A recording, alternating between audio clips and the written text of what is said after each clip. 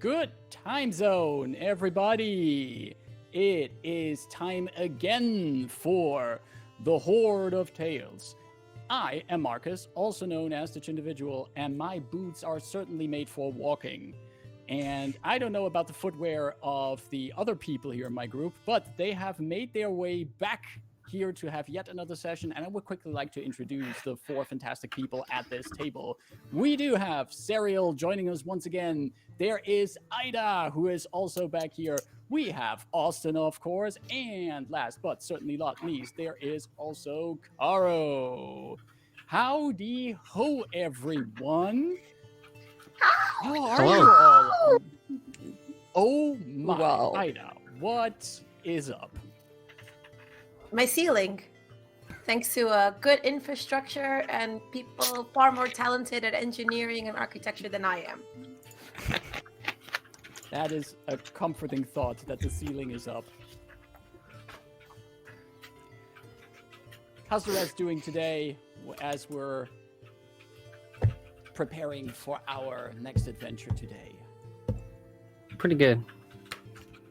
Pretty good. What? Austin, what is that? What is peeking in there? It's a little light up cat. Oh my It's a god. lo- Boop. Eternal cat vantage? Boop. It's my own Nyan stick. It's just Nyan blob. Nyan Neon blab. blob. Nyan blabu. Nyan I blob. like it. Aw, the Neon family is expanding. That is adorable. And you just slap it and it glows. Ow. With consent? Yes. Okay. Does it also work if you throw something at it? Like, could you activate it from the other side of the room? One way to find out. I mean, we will have a break later, so that might be the time to find out. Next time on Marcus gives Mythbusters. us some twist that's so rage-inducing that things go flying.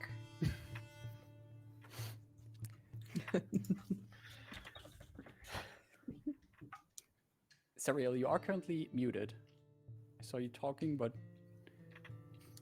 Uh-oh. I don't want to miss their input on this topic. Can you hear me? Yes! I did not mute myself.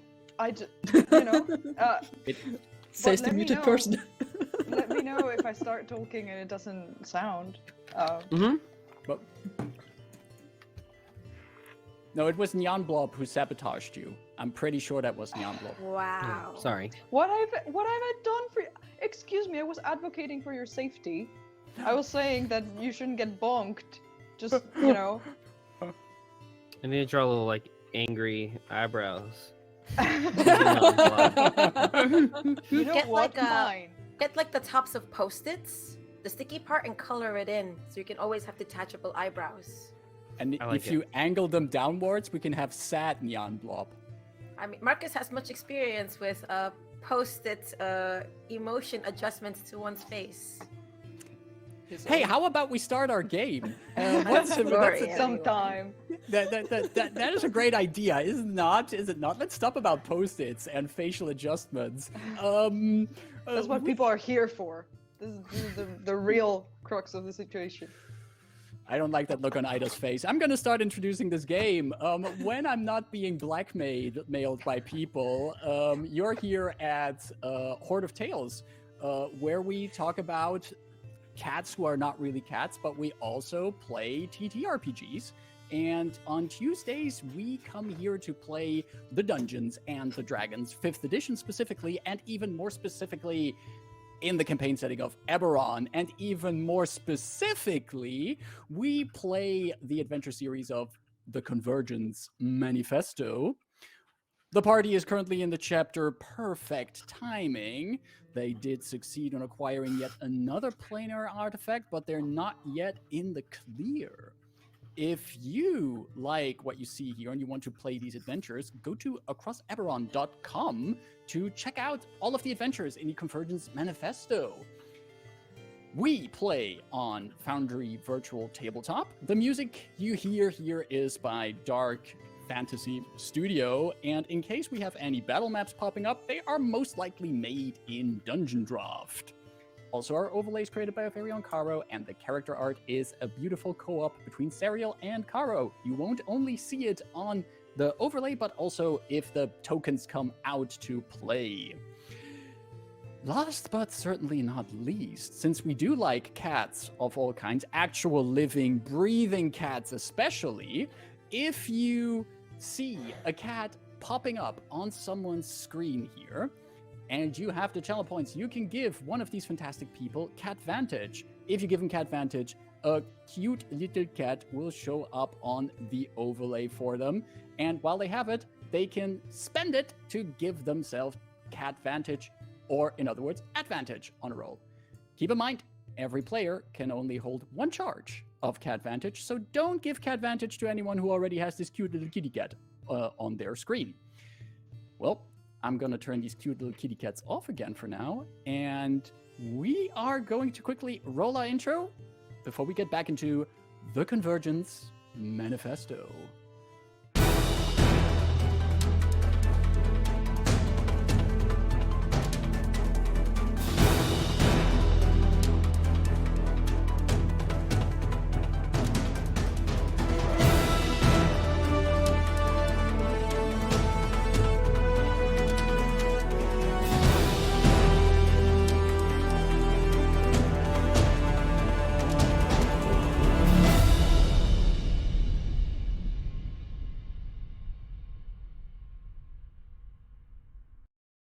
That's funny.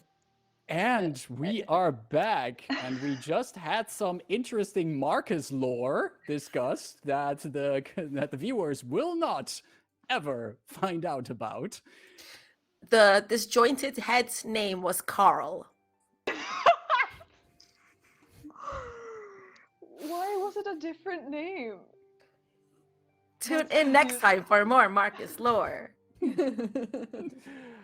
Indeed. What we're tuning in now for is the lore of our adventurers. Our 4 adventurers succeeded last time in surviving in Danvi, the Plane of Order, where first Rayn, shaped into the form of a celestial, got herself captured into a reparation zone and was then met by the inevitable Tuvok Tool. Though she certainly did her best to engage Tuvok Tool in diplomacy and conversation, her party, meanwhile, was still busy with paperwork, getting access to the reparation zone, which was made significantly easier because apparently Rebus had the authorization crystal of Tuvok Tool. Who got that? Like, how did that end up in Rebus's hands? I still cannot comprehend. Who steals from an inevitable? Well, those are questions we maybe find answers to on someday, but what was also inevitable was all of this going sideways when the party did get access to the reparation zone, but actually met the actual factual Tuvok Tool with Rayn there, and a bit of combat was had against adorable yet set to kill Modrons and starfish-shaped pentadrones, and some people destroyed those things, and eventually Tuvok Tool did end the fight, and the party came to an understanding with the inevitable. Apparently, there was some kind of curious understanding in this embodiment of law for whatever the party was up to, and what kind of loss would there be in giving them a damaged part, a damaged quintessence engine, an imperfect object? So, the party was given that item, however, under the condition that should this end up being used for something that brings the planes out of order or is used for anything not lawful, Tuvok Tool would find them. Order schmorder, subjective. And with those words, they exited Danvi and returned to the banks of a river somewhere in Karnath. the lightning rail tracks above them, and an attempt at their life by more Emerald Claw operatives.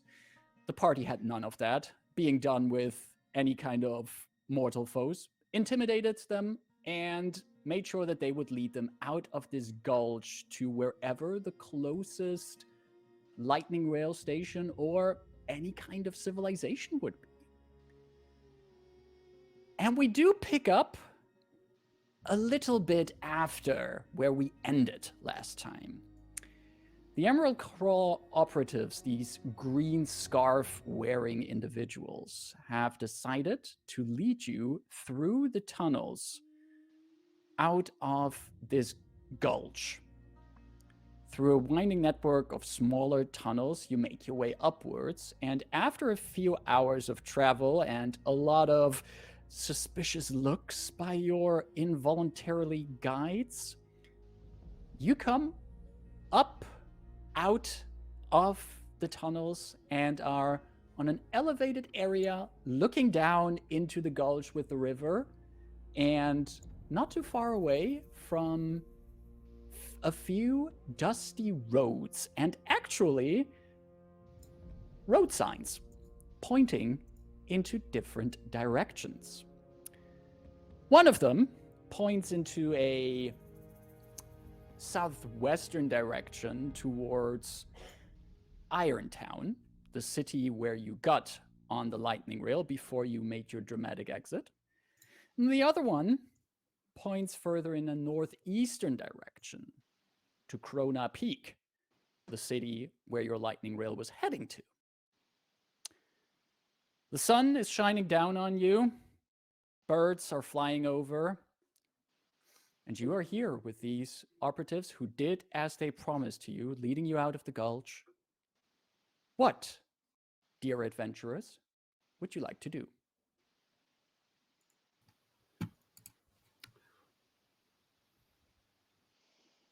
Well, what was the plan? We had a rendezvous.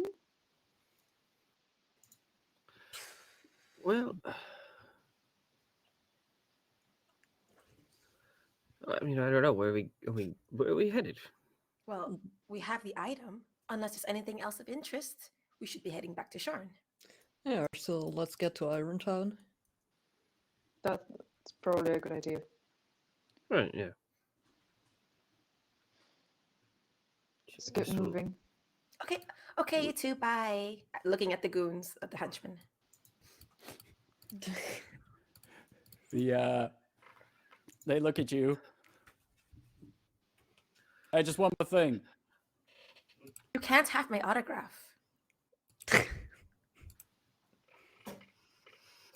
You haven't seen us. You all look the same anyway. Rude. Never said I'm a nice person. There's not much to see, if I'm being honest.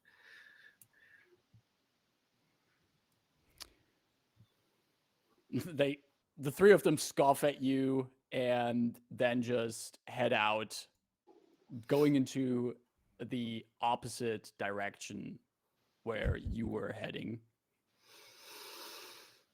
Yeah, good riddance. I lean over to Dythun and say, well, I will, however, recall every feature of these people. I have indeed seen them, so not much they can change about that. I mean, it's not...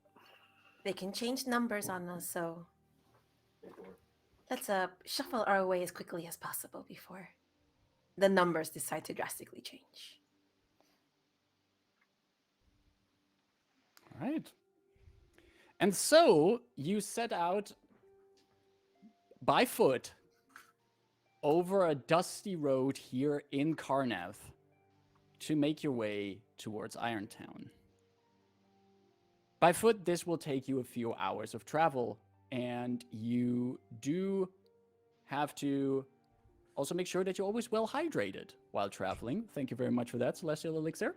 And as you wander there, after a few hours of travel, you see the city of Irontown coming up in your view. It is not a very large city, mostly an industrial city with connections to the lightning rail. So there's a lot of cargo that comes in here that is coming down from the mountains, from Krona Peak, from various dwarven settlements, and is then further transported southwards. But you could easily find also your way to the lightning rail station here. There's a hustle and bustle, and you still have the, let's say, the VIP tickets that Nigel Farias did arrange for you. So you could easily access any lightning rail you would like to use from here. But I wonder, is the party going to see if they can make their way back to Sharn to report the success of their mission? Or is there maybe any kind of other destination that they do have in mind? Well, so as soon as they entered and they are on our way back to Sharn, Delphine will basically look at the group and go like,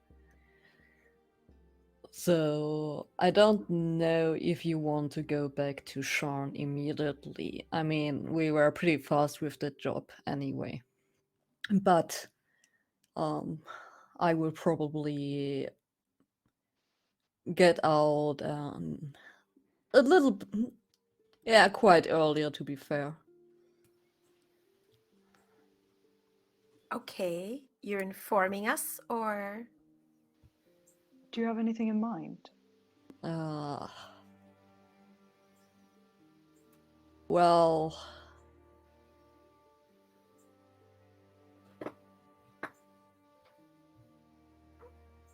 basically, God damn it.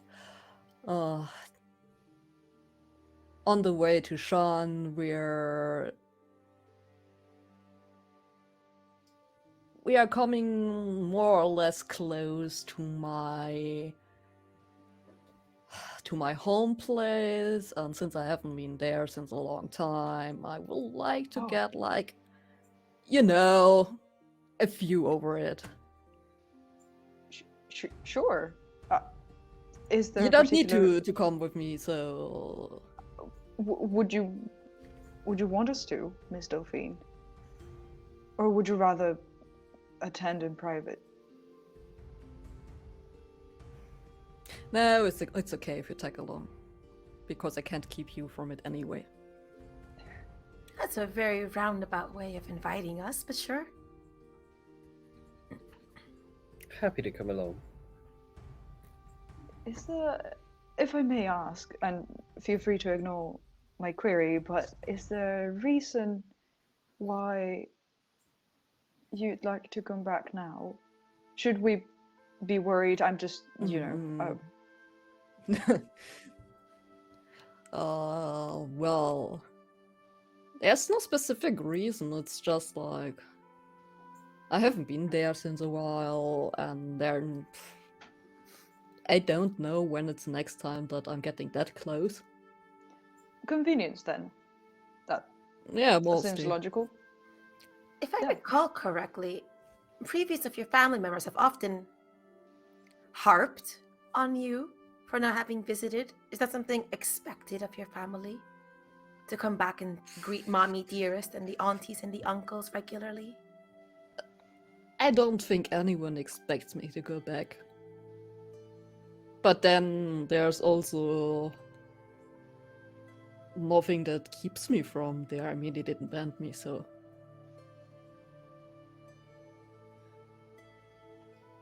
Look at all of us. All without homes we'd be sure we'd be welcome in. What a bunch we are.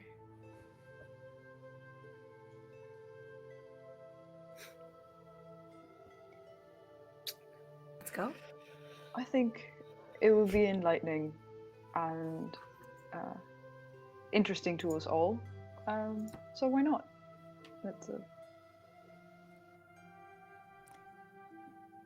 Rebus is processing that thought for a moment as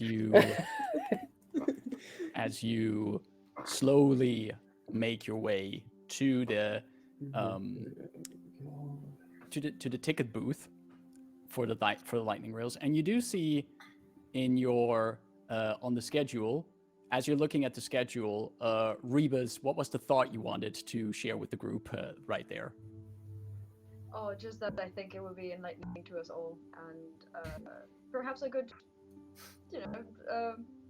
side trip. So I'm in favor. Perfect.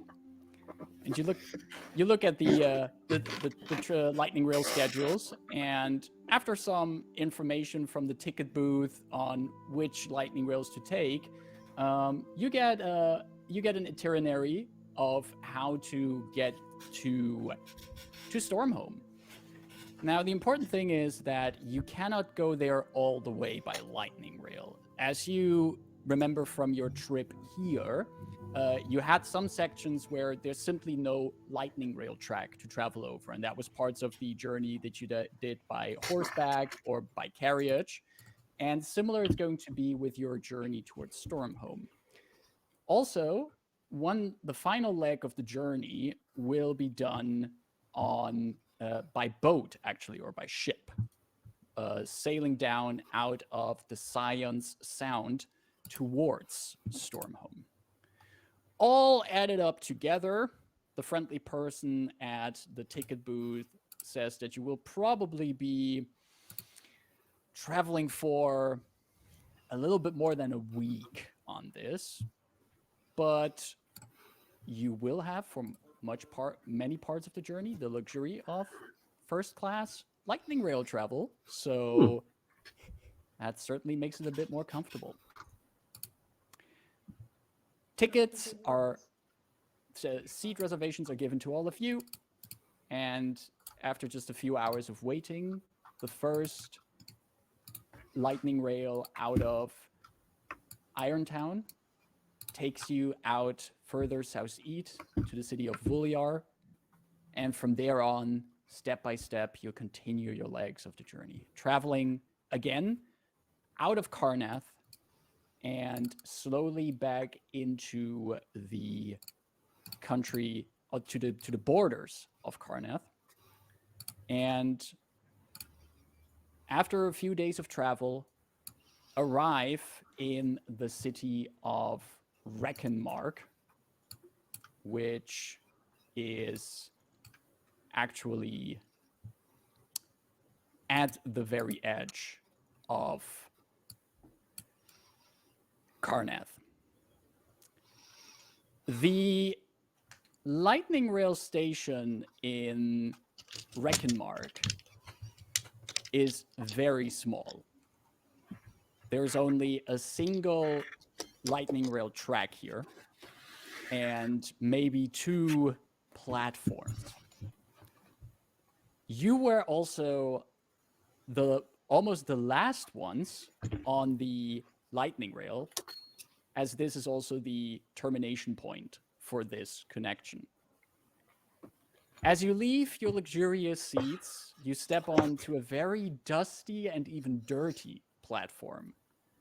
A few people there looking around, a few guards leaning against walls, and a single crow sitting up on a pole going "ah" at you. And you hear one of the personnel from the lightning rail say, "Final station, Reckenmark, final station.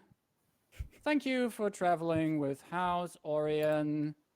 Enjoy your stay in Reckenmark. Goodbye." What an ass.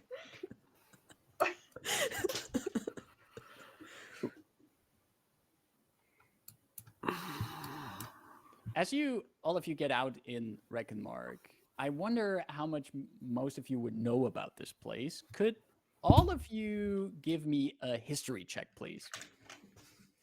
History.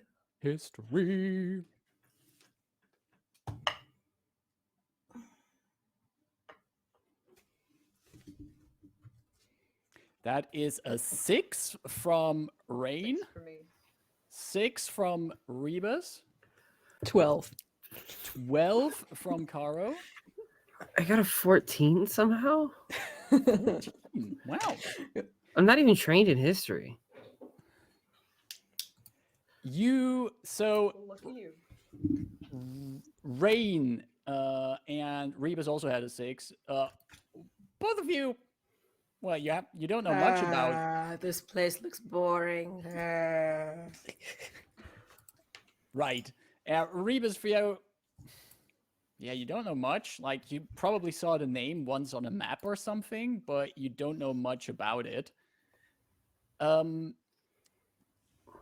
Delphine and Dythun, both of you would have a little bit more knowledge. Reckonmark used to have a very impressive bridge that would go over the Scion Sound to the other side, to the city of Thaliost, and it was actually a very beautiful connection between the two nations of Karnath on one side and Ondare on the other side.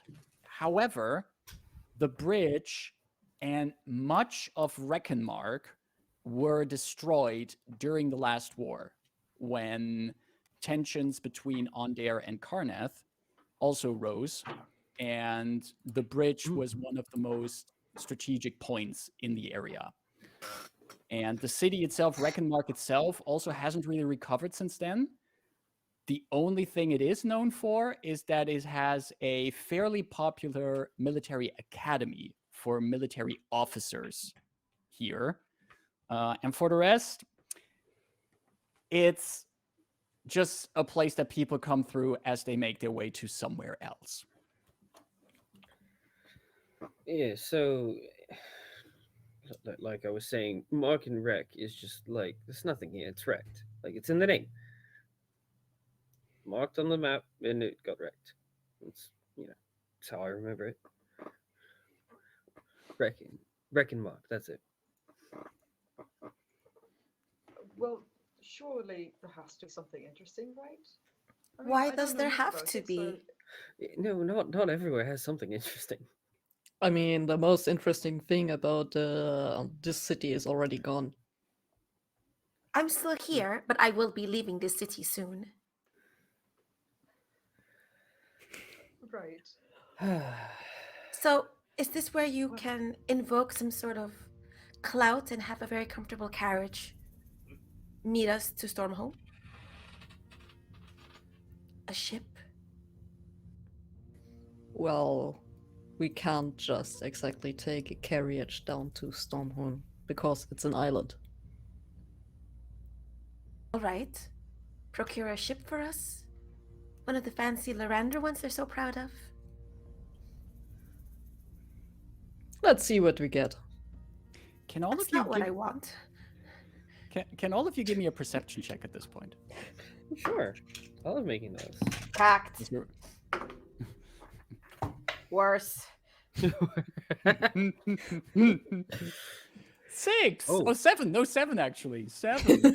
Not a good day Damn. for either. Glad I have advantage. One of You those was do. a 1. One of those was a 15. Oh, so you're suggesting it's going to be a magnificent Lyrandar rowboat. Lovely. I have a 15 as well. 15. Rebus, what did you get? Oh no, your audio is gone again. Or type it really quick. It's a 17 as far I can see on... 17? Is that Yeah. true? Oh yeah, I forgot. Is It's that- D&D It's a Beyond. 17. Perfect. Not sponsored yet. Yet. Delphine, what did you get again? 15, like... 15, and then we had a 15 for Dythun. Dythun, 17 also for Rebus. Rayn, probably you're thinking too much about how magnificent the transportation should be that is arranged for you. A cushion on the rowboat, perhaps. But the rest of you noticed that as you were having this conversation, there's this human woman who also got off the lightning rail, who just walked by you, and at the moment that you were talking about transportation, she stops and she's like lingers a little bit on the periphery of your group as she's keeping an eye on you, as if she's waiting for a moment to budge into the conversation. I turn to her and say, excuse me, madam,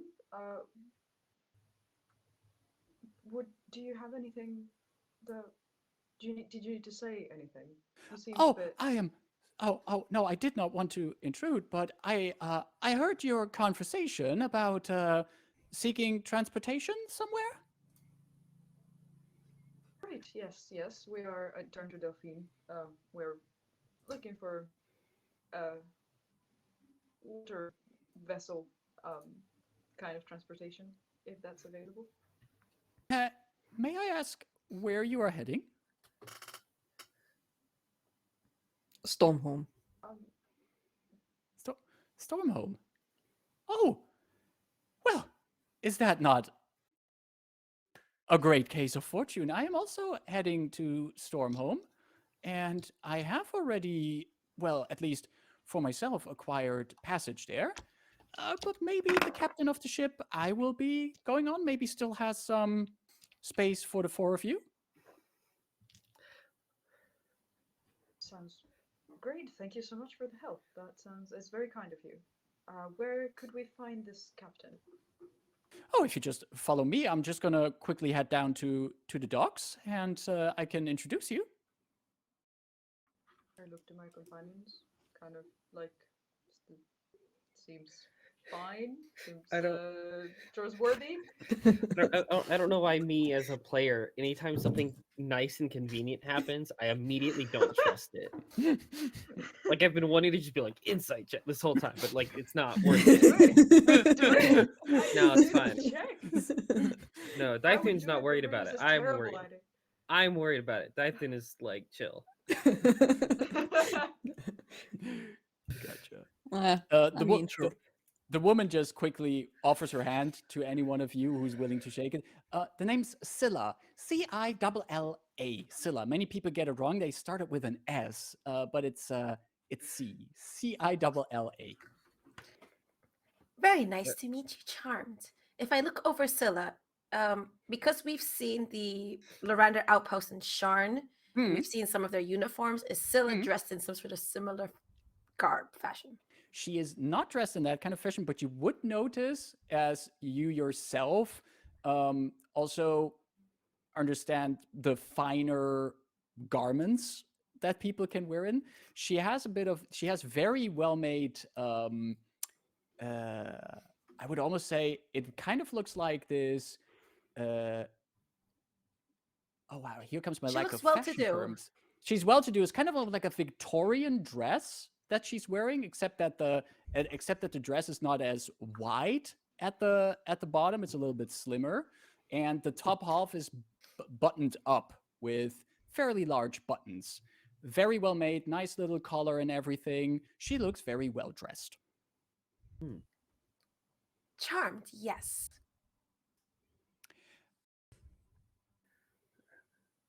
Dythun will go over and shake her hand. I thought I did. Yeah, I mean, like he'll also go. Yeah. Pleasure to meet you, Scylla. You said follow you somewhere? Yes, just feel free. I see that you don't have very much luggage with you. Are you from around? Oh, just passing by. We are used to travel a lot. Oh, 1 second then. I do have a little bit of luggage. One moment. Herbert! And you see coming out of the train is this half-orc person. Still very tall, as most half-orcs are, fairly tall, but a bit of a slimmer build, and also dressed in a nice suit. But he has like 2 suitcases under one arm, 3 on one shoulder, and still a backpack on his back. And he goes like, oh, 1 moment, dear, 1 moment. I'm immediately. Resistance. going over to like Oh, that would be help. awfully kind. Dear, have you already made new friends here? How Dythun beautiful. hears in his head. What was her name again?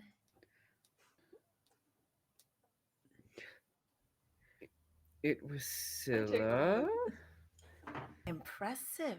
Maybe it has to do with the amount of letters. Yes, go on. Continue making good impression. Very tactical, yes. Oh, this is awfully kind of you for helping us with this. I'm Herbert. Herbert's the name.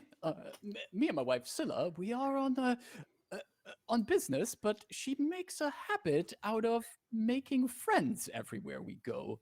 I'm glad you are strong, helpful friends. Nice to meet you, Gerbert. Yeah. Which way were you headed? Our pleasure. Herbert does have more letters than Scylla, Dythun hears in his head. What?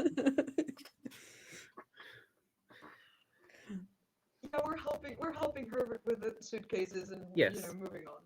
Herbert needs help. Herbert need help, and you spread around the suitcases as the group makes their way down from the platform. And the station itself is also nothing impressive. It's just there's maybe like one ticket booth there and hardly any people inside. It's almost as if no one really wants to come to Reckonmark. And you quickly leave behind the station, wander through some of the alleys of whatever remains of this city, and make your way downhill towards the docks near the river of the Science Sound. And as a little stray cat passes you by as you go there, you see the boats lying in the harbor, and on the way there, Scylla is walking in the party, and she goes first to Dythun. I'm sorry, please do tell me if I'm a bit intrusive with these questions, but what is it you and your companions are planning to do in where you're heading to Stormhome? Are you on business? Is it vacation? The weather is great there all year around. She came to Dythun to ask us? Yeah. Oh. Just visiting old acquaintances, it seems. Something like that. Oh, family visits. Oh, how nice. Your family? No, well, not my family. What are you doing? A family of one of my companions. Oh, one of them here? And you see Scylla looking around. Is it? And she looks at Rayn. Is it your family, dear? In a different life, it could have been a different my family by extension, but alas, no. Why y'all laughing?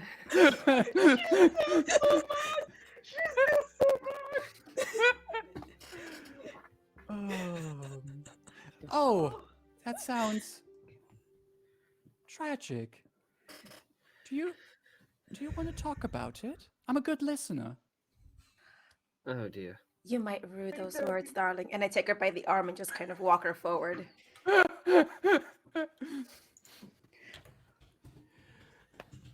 You. Do we hear this? If Rayn. You hear this. You can hear. This is all within your hearing range. If Rayn still has that connection, Rayn just hears, "Please don't scare off the person willing to get us to Stormhome." But someone asked, so I'm going to take advantage of this. I have feelings too, you know. I'm very aware. So I go sit next to Delphine and Dythun and just like lean over and be like, I know you're probably worrying to Delphine. You're probably worrying about, well, seeing your family and all that, but and I might be misinterpreting. Again, I am very well versed in Yeah, the matters of Rebus, something is wrong with your emotion. voice thingy. Is it better now? Ah, Yes. yeah. Okay, good.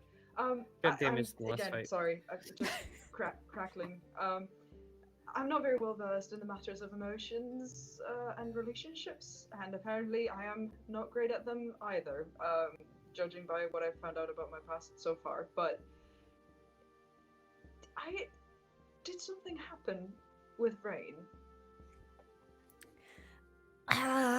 You know, to give you a brief insight about the whole thing that seems to be going on, that I don't understand as well, is like on the trip to our missions, she suddenly approached me and told me like she's breaking off with me, and we haven't been together, so it was like, and now she's acting like I don't know what this is, if this is like some mind gaming or anything. I don't believe. Well, I do believe Rayn is a person for mind games, but it's not this kind of mind game. Forgive me, I'm not understanding. I thought to break up with someone, you had to be together with someone. Technically, yes, yeah. Additionally, yes. So But I'm not sure. Was there some kind of misunderstanding then?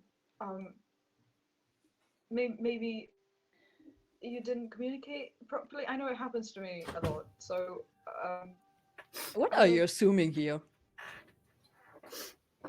well, maybe she thought you were together and you didn't, and so then it would be a logical conclusion that I mean, that's the only you thing that not being aware. Yeah, you not being aware of a relationship of some kind being established, then she would have felt neglected and then decided to break it up. That would explain why she's been so, strange about it. Who knows? While this conversation is happening, a little bit ahead of you, Scylla is turning to Rayn and goes, "She did what?" What? I mean, we wined, we dined, we scrubbed each other's backs. What? I let her know all the time how beautiful I found her, and how her adventurous spirit moved me. But then I found that her adventurous spirit the sparkle was gone. She no longer looked at me with the same passion. Oh. Everything was just I don't care. Whatever. I don't get to decide. So what? I'm like don't whispering. hear this. I'm whispering into Dythun's ear. If I give you the sign, please kill me. Like pretty quick. Please do it. All right. But- sure. Rayn, was it right? And her name, Delphine, correct? Yes. And you shared so much with her, and you. I got to know her family. She got to know mine. What's her family like? Oh my goodness, they don't appreciate her the way I do. Why I wouldn't they? vowed to stand up to her family. And I mean it, even though my heart is shattered. Why would you need to stand up to her family? Is there something amiss within her family? Oh my goodness, she seems to be a bit of a black sheep. I'm not too sure of the details. Maybe she's pushing me away to protect me. And Scylla puts her hand on your shoulder. That could be it. You know, when I was married to my first wife, we went through quite some rough periods. And she also had a periods where she pushed me a bit away. But eventually, we later found out why she pushed me away. But even if there was a good reason, Scylla, it still hurts. It does. It always does, dear. The passion inside me just grows so strongly that I need to release it. You know, I even thought I met someone very recently. They were made of stone and had a golden interior. is that a metaphor? They were perfect in every way. If you ask me, perfection is a little bit boring. I know, right? Oh. You know, we're heading to Stormhome anyway. There are some very excellent bars there. If you need to let your passion out, you should consider spending a night in the bars. Meet some people. Get to be yourself. I think I just might do that, dear. You're a wonderful companion. I hope there's an extra room on the ship and we can be bunk buddies. And even if we're not, you can always knock at my door. I turn around and I shoot daggers at the three walking some space behind. Scylla does that thing that when Rayn turns around, Scylla also turns around and like supports in the dagger shooting with eyes. I'm whispering to Dythun again. I changed my mind. Kill Rayn. Well, okay. I think it's getting a little out of hand. Yeah, at this point, And then- like, I am not, Rebus is not pressing anymore. They were just genuinely confused. Well, I wanted to make sure that you were okay and Rayn was okay. I didn't know if it was me not understanding the situation or if something was going on. I want to know. Rebus, your voice chip. There's something off. Yeah, Every time apology, Rebus it's- goes to I speak, think it's crackling. I'm trying to process a lot of things, and my processor just cannot, catch up with everything. But I just wanted to make sure that you both were okay. So it's been some kind of misunderstanding then. We don't have to continue talking about it. I can see you're uncomfortable. It's fine. I'm okay. She I isn't wanted to make sure okay. it wasn't. There was Are not you a okay? problem until she Yeah. made it one. Are you sure you're okay though? Like, Yeah. you seem to be a little defensive now that I think about it. As you have this Like, conversation, you hear behind you, Herbert has been walking behind the three of you and is just like not commenting on anything of this. And at a certain point, you walk out of the street and he goes, "Oh, look, there we are." And Thank you God. actually made your way to the docks. And there's nothing here in Reckonmark is impressive. And the docks are literally like two docks with a few rowboats, some smaller fishing boats, and there's one larger fishing boat there. And Scylla stops Rayn and goes, that one over there. It doesn't look like much, but our companion Vigo will certainly have some space for you there. Could you wait here for a moment as I discuss arrangements? Herbert! Yes, dear. And Herbert comes walking up.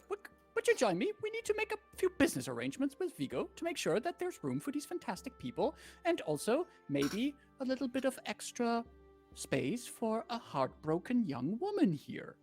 And Herbert goes, "Oh yes, of course," and he just nods at Rayn.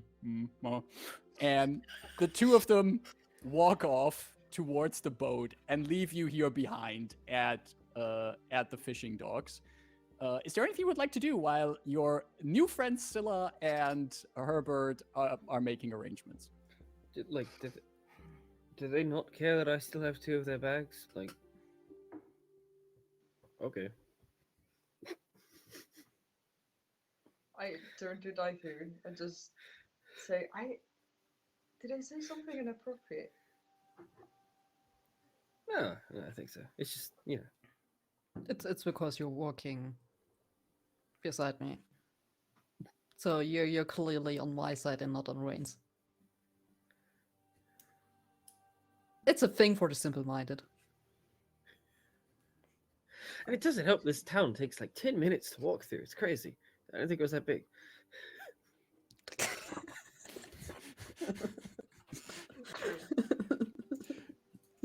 After a few moments, you see that Scylla comes back from the boat, and she walks up to you.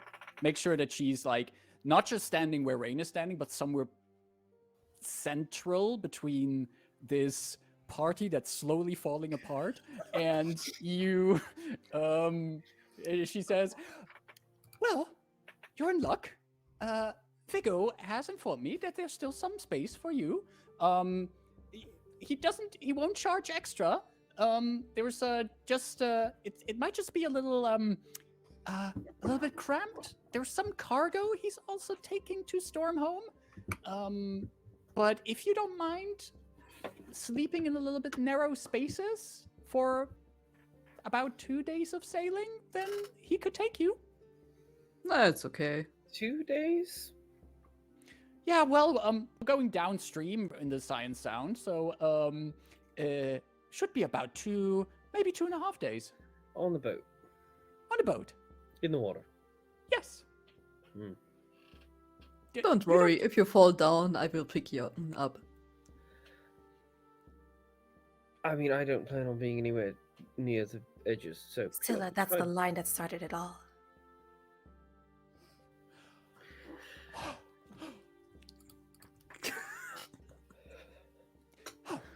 I think we'll be okay.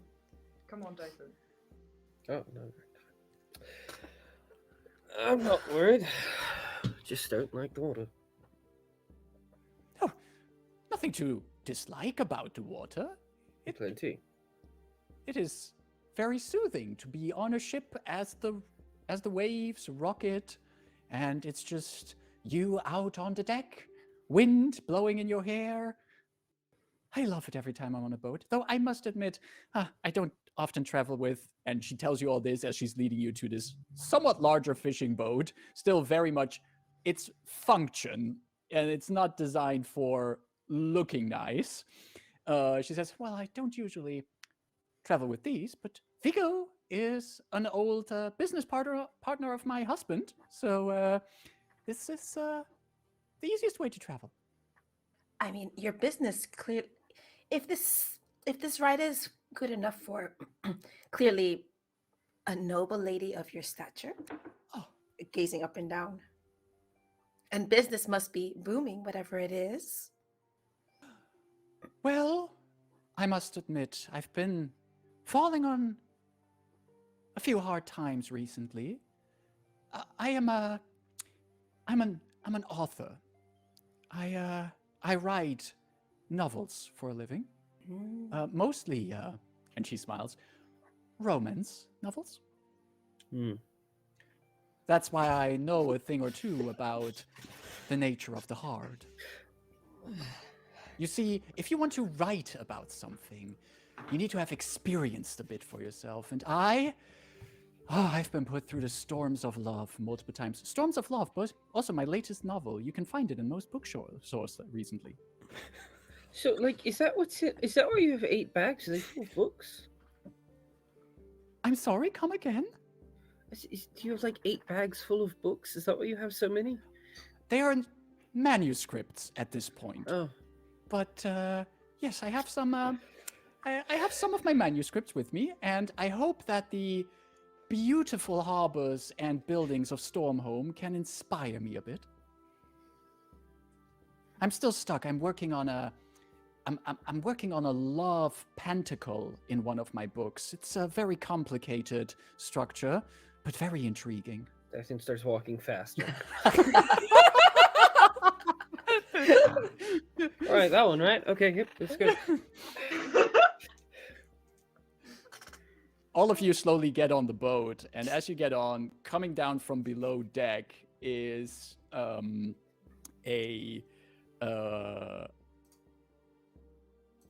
about almost 60-year-old looking human male, stubble across his cheek, almost completely gray hair, a skin that shows that this person probably spent most of their life outdoors. You can see on the hands multiple places where there was rope burn or any kinds of wounds all over the body. And also on the right upper arm, there is an impressive tattoo of a giant kraken that envelops a boat that is being dragged under the waves. And that tattoo must have had some age because it's very pale at this point. Some of the lines are not very clear anymore, but it's still clearly visible what it's supposed to show. The man looks at all of you. Well. You must be the guests of Scylla and good old Herbert. Let's see what we got here. Got a Warforged here. Got a Leonin here. A Triton. Well. And we got ourselves...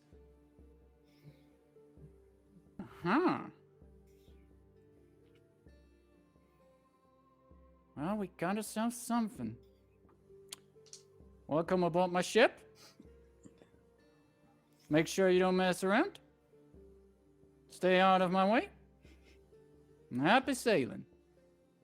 And he goes back under deck again. And Scylla and Herbert stand next to you on the deck. And Herbert says, apologies. Viggo is not good with people. Like, did something happen to his jaw? He didn't open it the whole time he was talking. Oh, terrible accident. From what I understand, he was working on a ship when he was like a few years ago.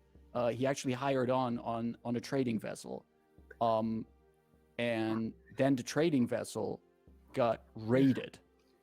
Actually, they got raided by someone, and there was, as Viggo tells it, and as far as I can understand it, he actually, as he was trying to flee from one of the raiders, he got parts of the mast knocked to his jaw, and his jaw broke, and it hasn't really recovered since then. Keeps talking about it. He's fully convinced that those raiders were like House Lyrandar people. I mean, why would House Lyrandar be pirates? You know, that doesn't make any sense, now does it? Yeah, that doesn't make any sense. Can't imagine anyone doing that. Well, we should go make ourselves comfortable. Herbert says, I know that below deck, Viggo has a little corner where we can have some tea and biscuits. And we can get settled in for the ride, shouldn't we? Right, yes. Tea sounds nice. Yes, tea. You get in, store everything you want, and once everyone is aboard, you do notice that the ship is leaving the harbor, setting the sails in a direction that it slowly pulls away from Reckonmark and into the narrows of the Scion Sound. Now, you're going to be spending about 2 days on this ship. And Scylla and Herbert were not lying when they said that space might be a little bit tight here. Below deck, on the first lower deck, there are some spaces for there's a galley. That's what you call a kitchen on a ship. There's some storage rooms there, and also there are 2 bedrooms, unless you call them something else on the ship. And one of those bedrooms is for Viggo, the captain, who seems to be the only one running this ship. He does literally everything on this ship. And there is also one other bedroom that is reserved for Scylla and Herbert. Now, on the lowest deck, there's one more deck below, like the cargo part of the ship. Viggo has made some space with some tarps that he turned into hammocks for people to sleep in. There's also some simple blankets and pillows, but you will be sleeping in between crates of, from what you can smell, there is some barrels and crates with fish in them of various types. But there's also some other barrels and crates that are tightly sealed, probably some other trading goods that this fisherman is shipping to Stormhome. Is there anything of note you would do while you spend time on Viggo's ship? Really want to open those crates and barrels. You want to peek what's in there? Mm-hmm. The ones that aren't. Well, actually, all of them. Correction. So, Dythun, you do notice as you look at like which crates can you open and which don't. Some of them are like actually nailed shut. So they're actually like, if you wanted to open them, you would actually have to like pull off the lid, break open, which I would not put beyond your capabilities. I just wonder, how would you go about it? Is there a way I can do it without breaking them? Like, could I do it where I could put them back together? I mean, Rayn probably With- could, right? With some effort, you could at least, as gentle as possible, get them open to start with. Like, for example, I could imagine if you don't have something like a crowbar or something, you could use your longsword to, like, wedge them open. The next challenge would be trying to get them shut again and make it look like they've never been opened. You basically had to re-nail them. I don't think I have a climber's kit and a brewer's supplies. I don't think either of those are going to help me break open a box. You can brew some very toxic stuff and melt it open. I have a hand axe. Maybe like get in there and Take pry those it a little tools. bit. Would you like to try that with one of the boxes? I don't know why, but I do. Why wouldn't you? Why wouldn't you? Can you give me...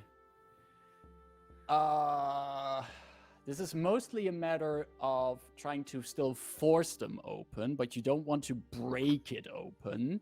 So there's also a bit of finesse involved here. Can you give me an athletics check for that? An athletics check? An athletics check's your favorite. Yeah, I can do those. Absolutely, that's a dirty 20. That's a dirty 20. And you break it not so dirtily open. After like wedging your axe in there, you pick the angle, you give it like a few gentle and then whoop, weight on it. You hear like a as some of the nails come out of the lid, and you can gently lift it up. The lid is still intact. And in one of those crates, you see already by the little bit of light that is below deck here, reflection on some kind of fabric. And looking a little bit closer, it is a crimson satin-looking fabric that is almost has a bit of a crystalline glow worked into it. Like the light breaks in a very, like almost as if light hits a crystal, there's like this kind of prism effect. Yeah. It has the same thing woven into it. So you have like this crimson colored fabric, and it's almost as if there's little crystals woven into it. It looks extremely expensive, and it's filling this entire crate. Is Rayn nearby? Is she? If you're in, unlikely if you're like between, isn't this close to the sleeping area? Yeah. Then she's a couple of rows away. trying to get comfortable but getting frustrated at the hammock. I'm just gonna like walk down and find Rayn and like just kind of tap her. Hey, you can you come look at something for me? Sure. Right. Just lead her back to the chest. Like, does this look magical to you? This looks strange.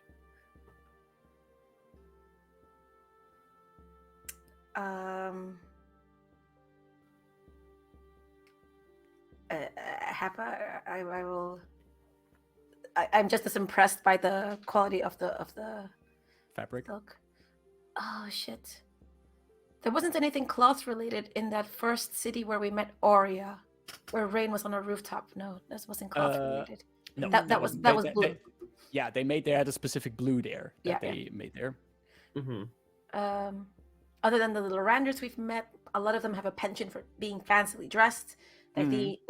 Delphine, her cousin, the matriarch. Hey, tracks. It's a family thing. Clearly. I'll cast Identify on it. Identify. Ooh. I don't have Detect Magic as a thing, so. Uh-oh. Cool. You look into that box and you cast Identify on the. It's just fabric. Please tell me it's The just object. fabric. It could just be. That's Tell me fine. it's just some But- expensive thing.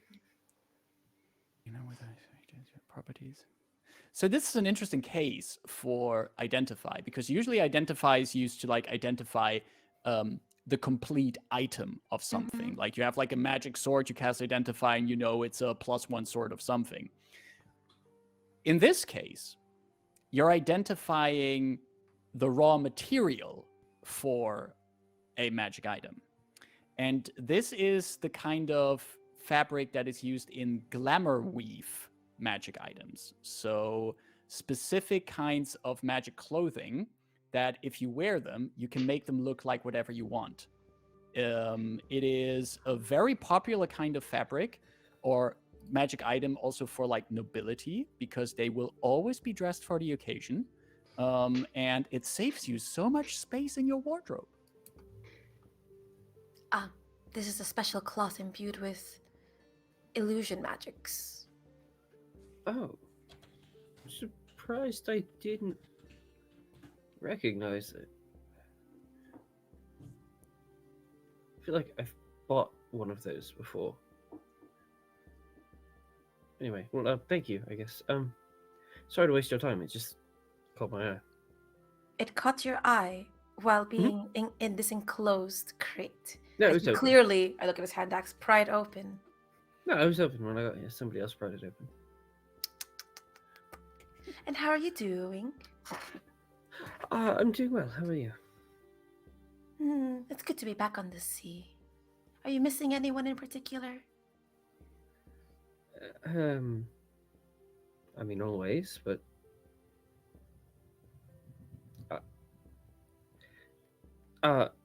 we're kind of like off on our own a little bit, right? I would assume so. Right. Just I could send Are a you- message, you know. You don't have to use the usual land-based communication forms. well, I suppose. Well, one of them knows who you are, but maybe another day. I did want to ask: are you actually okay, or is this like? Is it more of a show with Delphine, or are you? Is something happening? Do you remember our very first mission? Yes, of course. I have a perfect memory.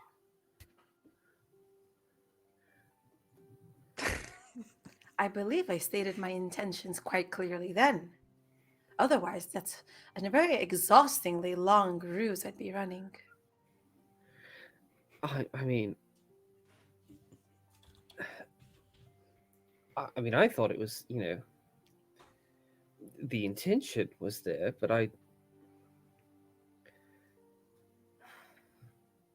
I don't know. I guess I'm a bit lost as well.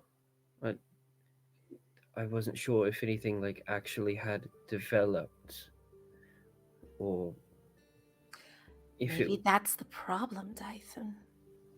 Right, I see. Well, I've been there. Oh, But do tell. yeah, no, it's okay. Um, I'd really like to know. it's unimportant. It was well, like a few years ago, but Mhm. um, Does it affect your attention towards another Triton you had eyes for? please, that was just I disguise self but into you her are a broader mean shoulder, person. chiseled chin, twin brother, You are just Nimbus. And I try to It catch was- Dythun's face. attraction by Oh, the carnal kind. circumstance and opportunity. It wasn't. I can't. I am leaving. He walks away.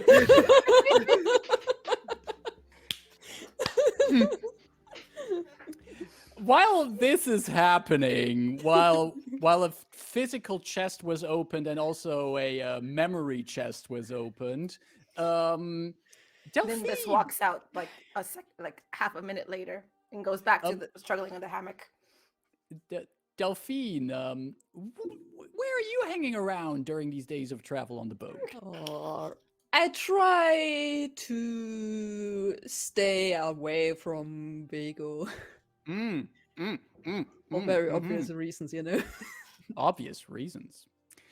And where would you be trying to stay away from Vigo? Any specific part of the ship, like? I mean, it's basically a little bit larger fishing boat, so there's Yeah. not much space there to get away. Wherever Vigo isn't. Yeah, exactly. Basically. So, I'd say there's a point somewhere in the journey that you're up on deck, and this part that this ship is traveling on through this narrow part in the Science Sound, this is definitely not your first time being here. Usually, way back in the day when your family would come down from Stormhome, you would also take this part of the Science Sound, the other direction.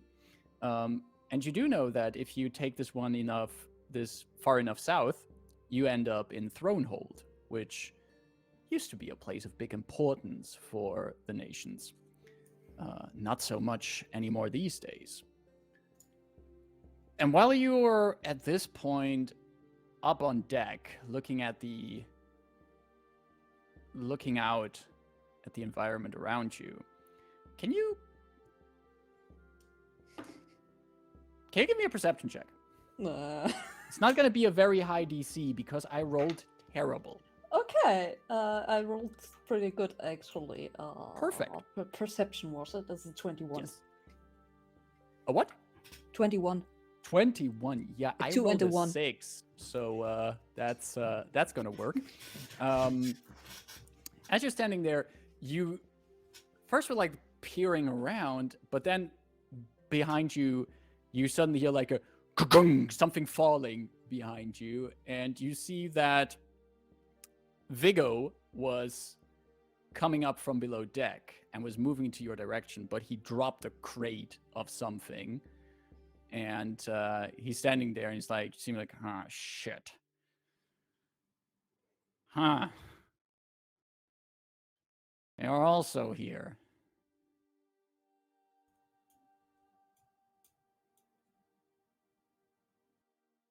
None of your folk are around. Obviously. See, I'm not a very educated person. But I have a good face memory. I recognize faces.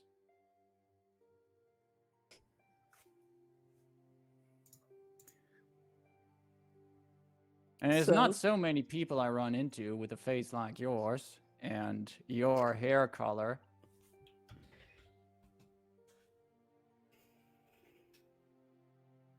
You were on that freaking ship, weren't you?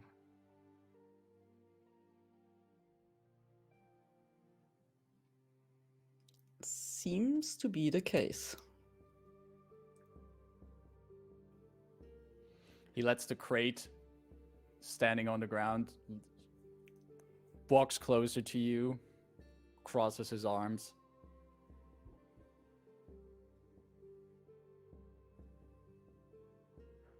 Why the fuck did you attack us?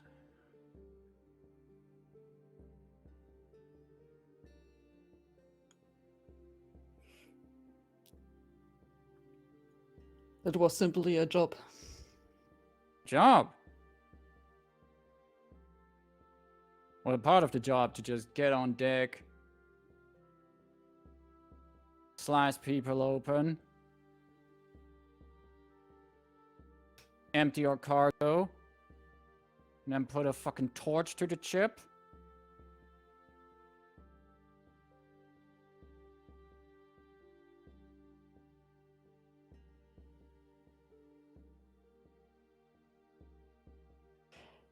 You see, I cannot say I haven't been part of this or there wasn't anything that wasn't my attention. So, and I know that saying like I'm sorry wouldn't help you in any way.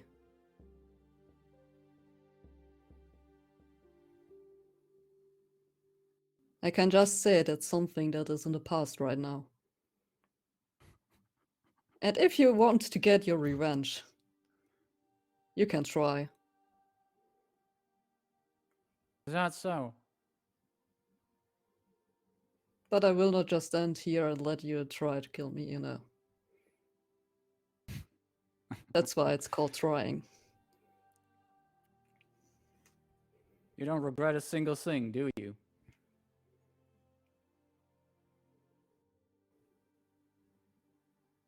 What would it change?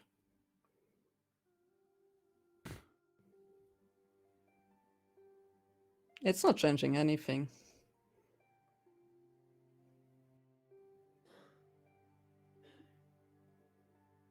He just shakes his head, turns around, picks up the crate, and just walks away.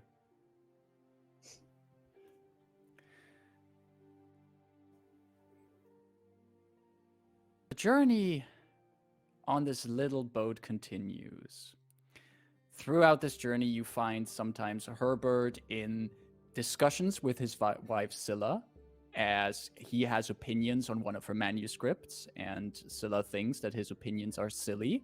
Just to 20 minutes later, Scylla going back to her husband, apologizing for the harsh tone she used against him, that maybe that plot twist that he suggested could work very well.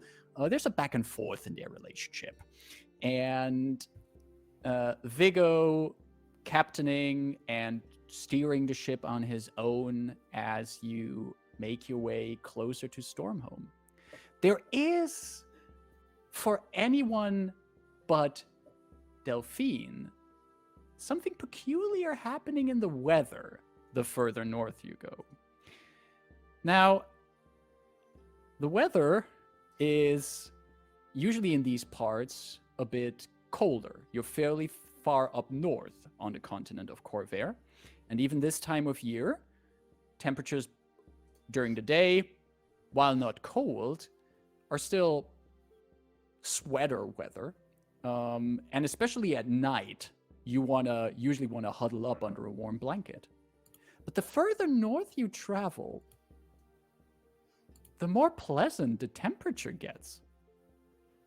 You would also notice, if you look out from the ship and whatever parts of the coast to your left and your right, you can see that there's more foliage and trees at the coast in a vibrant green. It's almost as if the sun also starts shining brighter the closer you get to Stormhome.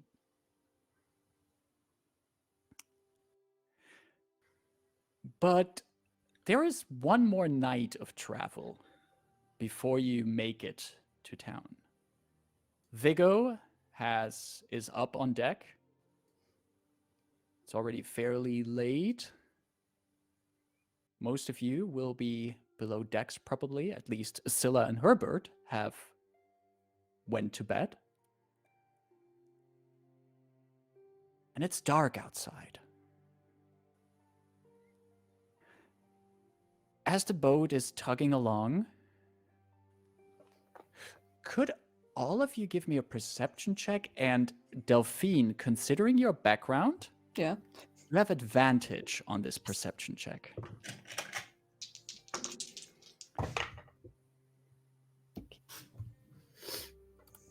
Not bad. What did you get, Delphine? 17. 17. Dythun, what did you get? Thanks for the advantage, actually. 24. 24. Rayn, what did you get? 18. 18. And Rebus?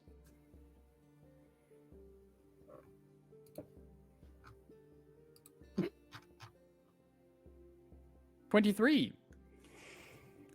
Yeah, I. All right, those are some. So. Nice. Those Everyone are more perceptive.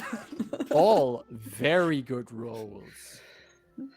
So all of you would notice, even below deck, that it seems as if the course of the ship is being adjusted to steer closer to the coast on your eastern side. Supposed to. You would expect that you would further keep going northward, and that there would not be like a course adjustment to the eastern side. Yeah. Dythun's gonna go, like, precariously up top and, like, avoiding the edges, kind of just walk straight down the middle, and find Viggo. You see Viggo behind the steering wheel as he's making these big turns with it as the course is adjusted.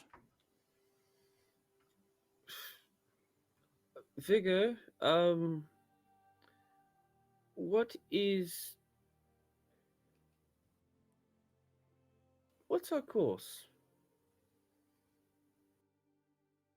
That's the right course. Maybe you should be sleeping, good sir.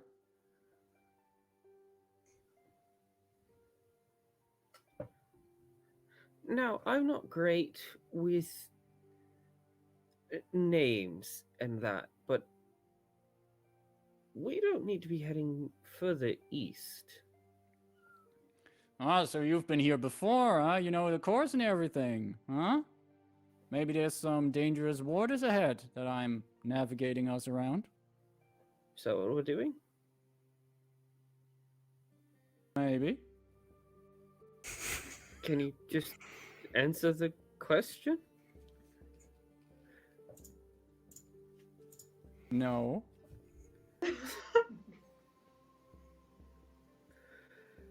Okay. Let me ask a different way.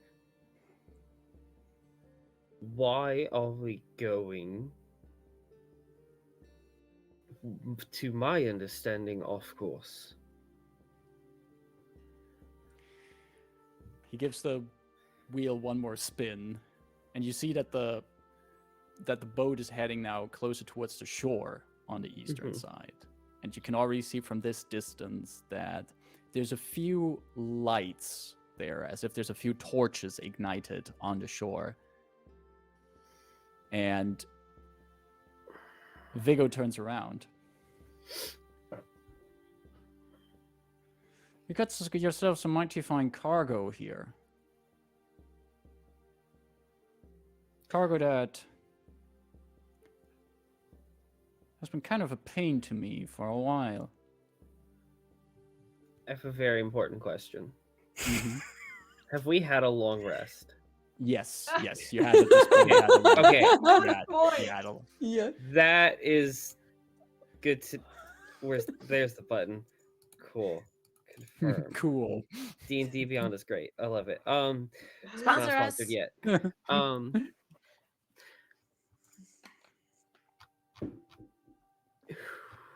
Dythun knows who has the other sending stone. Mhm. Austin does not. Who Ida? is that? Ida. Rayn Yeah. has the other sending stone. Ida? No, I get the real world.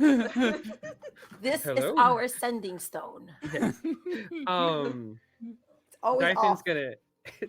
gonna reach into the sending stone and just kind of whisper, "We might have a problem up top. Might need to steal the ship." You know, just Oh, goody. We can see Delphine being a pirate again. She's never really shared much about that. Time to find out. As I rouse the other party members. Be like, join me upstairs on deck. Meanwhile, on deck, once Dythun finished to speak, you see that Viggo, as quick as he can, reaches for his belt and pulls out a dagger and just holds it at you. And you see there's a bit of hesitation in its entire pose. Like, don't try anything funny, all right? sure you want to do this? You sure you want to do this? Oh, that's cute.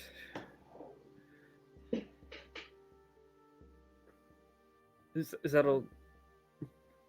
Is something going to happen? Or You know what kind of people are there on shore, huh? do you know what kind of people are on your ship? Well, I know we got on ship. There's a murderer on ship here. A Is murderer. the next one? Is the next one going to be you?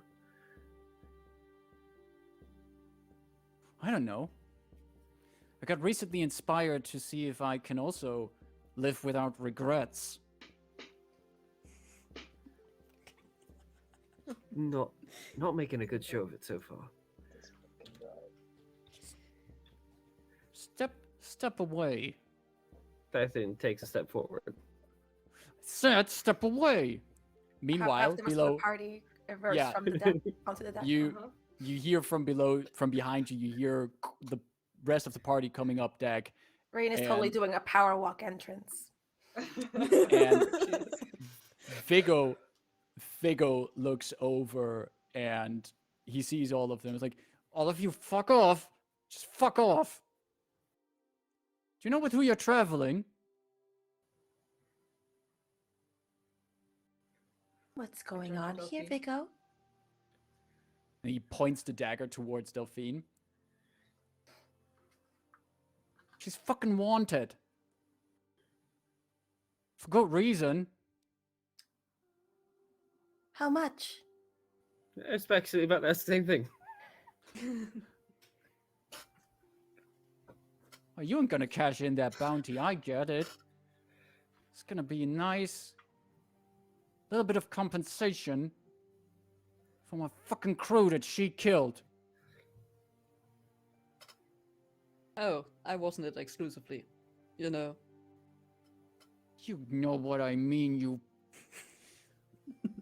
arrogant brat, you. Now all of you are just gonna sit down.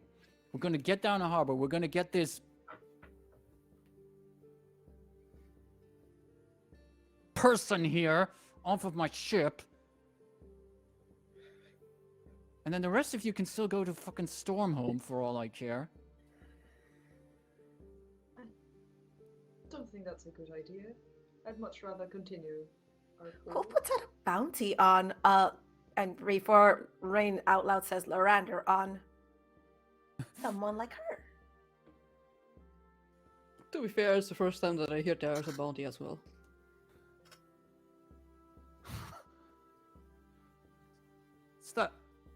the Lyrandars. They have a bounty out for her. Oh.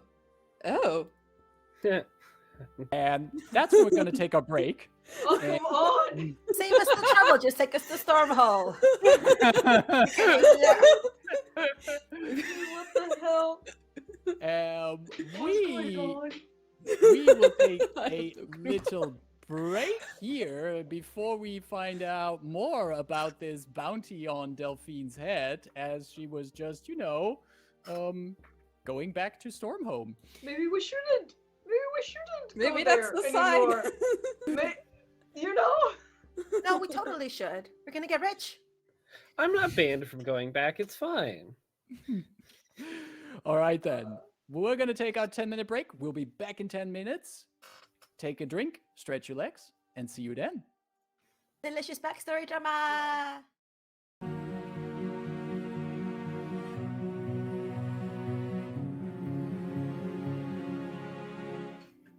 Oh, look, we're back.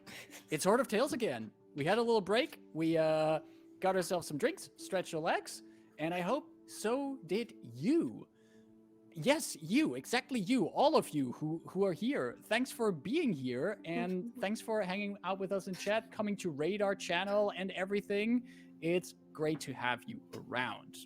If you also like to have us around, you can, of course, always follow us on our socials. For example, you can follow us on Twitter or join our Discord server. You can find links to both of them down below.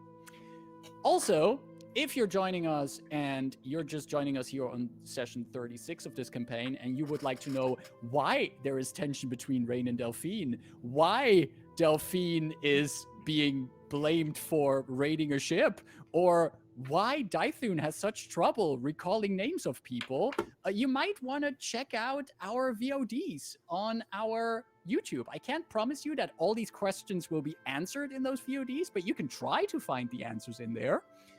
If you want to check them out, our VODs, not just of this campaign, but of all the stuff we make on Horde of Tales, you can go to the channel at youtube.com/Horde of Tales. With all of that being said, I think we had ourselves a little situation aboard a little a little fishing boat in the Science Sound. Vigo, the captain, is currently holding out a dagger as he's apparently trying to steer your ship off to the coast in an attempt on taking revenge on Delphine. And also just share with the party, there's a bounty placed on Delphine's head. All of you are on deck. Captain has the dagger pulled out. It's currently nighttime. What will you do? But clearly, I'm not from these parts. Hee gesturing at her clearly Triton self. If the Lyrandars have a bounty on this one, and their base is in Stormhome, why are you then veering off? Shouldn't your bounty be collected there? Got myself an even better deal. Why just get the bounty? You can also cash in on Lyrandar's paying people off for a hostage they're gonna have. Pardon? Oh, that's right. I know some people. I wouldn't mind having this person a bit hostage. It's not every day that the Lyrandars put out a bounty for one of their own. How high is the bounty?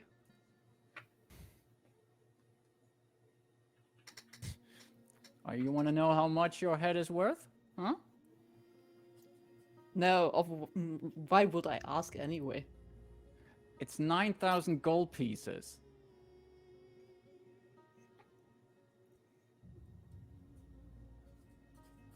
I would like to turn to Delphine and just say, as enticing as that might sound, we might want to, well, you're the only one here who knows how to steer a ship. We might want to avoid the coast. You know, we can deal with this on here. So if you could help us redirect, I assume you know the way? Yeah, that's not that much of a problem.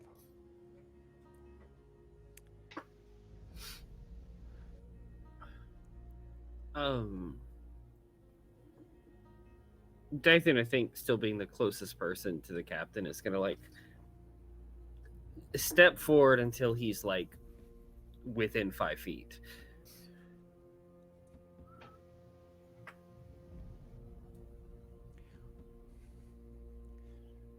Told you to step back. Well, I'm gonna stab you. Go forward.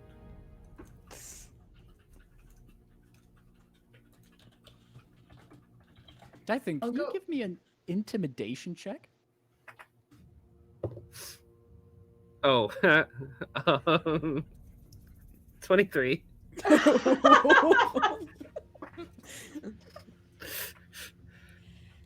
Forgot I'm good at that.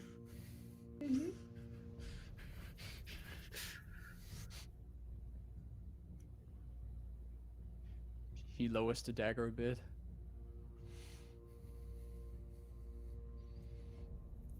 We're almost there. All the rest of you are going to do is just sit still while we hand over that woman there. And we're off on our journey. I'd rather we take care of this in Stormhome. Agreed. Why do you have to? Everyone has to make things difficult. I'm gonna just shove him like away from the wheel. Give me an athletics check. Hey Good DM, at don't that. forget you have cat vantage. It will help Another so much. dirty 20. I'm Good at gonna athletics check. actually, Guy. I'm gonna cash in my cat vantage here. Whoa. Gotta use it there. And I'm gonna roll my cat die, my cat d20, my cat 20. You got a dirty 20, right? Got a dirty 20, yes. With advantage. I got a dirty 19. Oh. So Well, we all know you- how it was gonna go. So you shove him and he tumbles backward like, what the? Ah! Kill. I go and grab him, restrain him. Just gonna grab him? Okay. Yeah, I just espe- restrain him. Yeah, especially with Dythun shoving him, he has not the reaction to resist that. So you just whoop, you restrain the captain. Have him like, no, let me go, you tin person, you. So, Just immovable, like you know. I'm just gonna like push the wheel back to the left. Like, is this? Let me take So over. if anyone else wants to, yeah, okay, thank you. Yeah.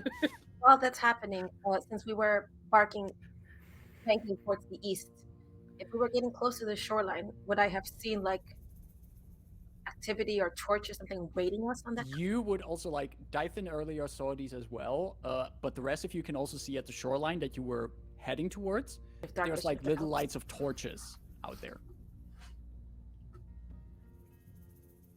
But there's no other small boats on the water. It's currently dark. Do you have dark vision? Yes, you do. You do. You could see like with your monochrome dark vision, you could see that there's outlines of smaller boats on the shore.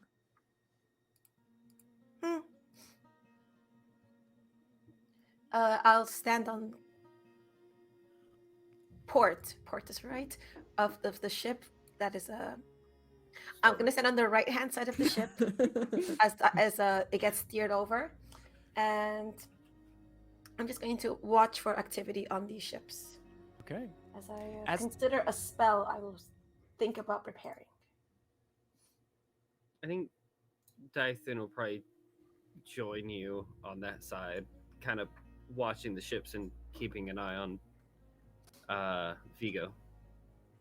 While you do that, the ruckus on deck has drawn Scylla's attention, who comes up from What like ruckus? What ruckus? It was a conversation, and then the guy was like, "Ah, heck!" Like, Well, the ship is being violently now steered the other direction. And he was shouting as he's being grappled and everything. So Scylla comes up in her a small nightgown, boat. has like threw also a blanket over her shoulders. She goes like, "Oh, what is going on here? What are you doing to Vigo?" Come here, darling. I'm not doing Wait, anything to Vigo. wait, are I'm you- just holding him. This is- And she comes closer to Rayn, carefully, like holding the blanket around her shoulders. What is going on here? Vigo has pulled a knife on Dythun. And apparently has wanted to deliver Delphine to, and I pointed the torches on the coast. Over there. Why would he do that? We questioned these motives. We prefer to head to Stormhome, if that's all right. Vigo, is it true? And Minimalist of details.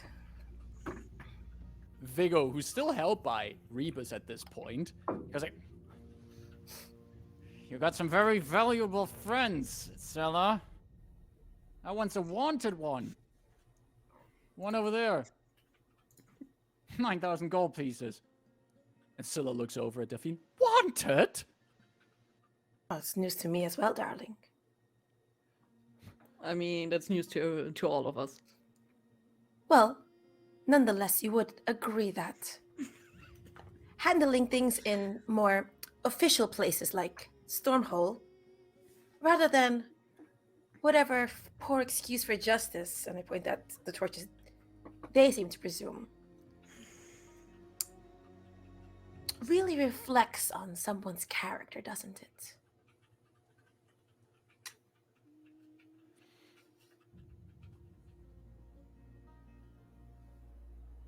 It does. Mm. I am very, very disappointed, Vigo.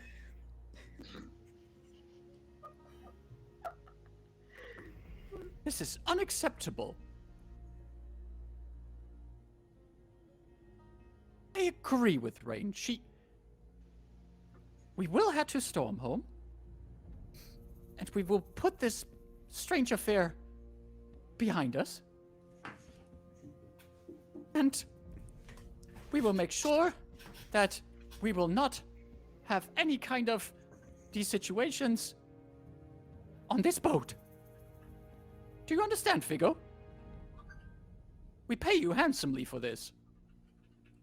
Vigo, who's still being held by Rebus. You're still holding on, Rebus? Yeah.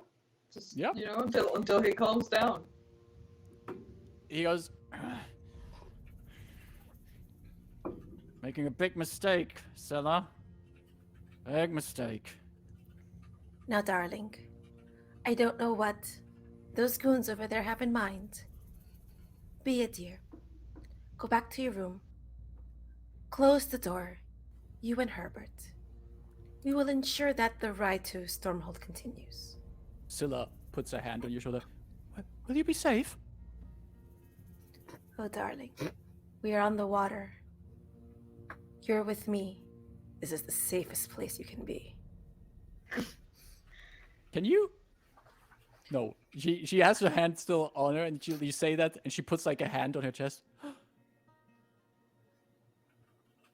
Understood. And she turns away from you and goes back down below deck. She will The so romance damn put novel that into her episode. book. Yeah. I was literally. Dythun's gonna walk over to Rayn and be like, "You know that's gonna be a line in her next book, right? Like, We'll have to buy it. Well, I'm also trying to get to know her a little better. You know, maybe they're an open couple like that. Anyway, Rain, what the fuck? trust me, I don't think kink shame Rayn. I Look, know I I'm don't- not. I'm not. I don't think you want to get into bed with an author. They just write about everything. It's I would terrible. never just. Is there something you wanted to do, Rayn? Now that the ship is banking hard clearly making a course correction. Fuck it, I'll do it now. We're past the long rest. Yes. I guess Yes. it's early morning, let's say. Yeah, it's cool. I'm gonna cast Wall of Water. Wall of water. I'm going to create a wall of water on the ground. So on the coast, if we're within 60 feet of the coast, is that too far? Probably too far. I was thinking to create it on water, but it specifies on the ground. I'm like, Especially already with the course correction going on, you're further away than 60 feet at this point. I will change tactics and cast Fog Cloud. Centered at the range is 120 feet, and I will center it on the moored little boats on the coast. So Gotcha. as they try to get to the boats, will be obscured. Absolutely. So cast. You make a bank of fog rise over those boats, obscuring them and allowing your ship, well, Viggo's ship, but he's not really in control right now, to go away safely. You can hear some distant shouts from the coast, like just really vague. The little bits of sound are being carried across the water surface. But you're already back on course. Viggo submits to this fate, eventually calms down, and will, if given the chance to, return to steering the ship towards Stormhome. That's all we ever wanted. I will keep guard next to him. Just, Gotcha. Stay very still and watch him drive. Perfect. Watch him steer. Rebus takes guard. The rest of you might want to use these final hours in the night to catch a little bit of shut-eye or something. And eventually, the sun rises in the morning. There's a few little mist banks on the water. As the ship pulls out of Science Sound, and you can see the island of Stormhome ahead of you. The temperature here is as warm as a summer morning. The sky is without a single cloud. And you can see the outlines of the impressive home of House Lyrandar. A circular city surrounded by massive walls, and in its center, a tall spire reaching into the sky. But you are currently setting course for the harbors of it. Large, complete harbors, many docks at which ships of all sizes are anchored right now. Most majestic among them, the large and impressive ocean-capable ships in the colors of House Lyrandar, towering above all the other vessels here in the harbor. Beautifully made sails, some of them rolled up, some representing the splendor and heraldry of the house as the wind fills them here. Smaller trading vessels are also docked here, and some private yachts, small but expertly made. As your little fishing boat is slowly pulling into the harbor, you can also see at the edge of the harbor the large dry docks of House Lyrandar. Places where their fleet is ever extended or damaged ship are repaired before they return to your voyages across the sea. Up until recent years, these dry docks only gave birth to water vessels. But you can now, since you've already been on a few of them, see lying in one of the dry docks an airship in progress. Its frame being built and carved. Not a sign of any elemental ring around it yet. But soon, another one of these vessels would take to the sky, asserting House Lyrandar's dominance in another dimension. I wonder flags if of the Darian house- gets first dibs on that. The flags of the house wave in the wind as you're pulling up into a free spot on the docks. And I would like to ask Delphine, would you like to share how you feel with us as you pull into the docks here? So there is this feeling of like it's hard to describe. It's somehow like this feeling of like coming home again after you have been like away for a long time. So this relief that you're back, these memories of like the past where you had like a good life and everything there, but also a little bit of these anxious kinds because of what happened as well.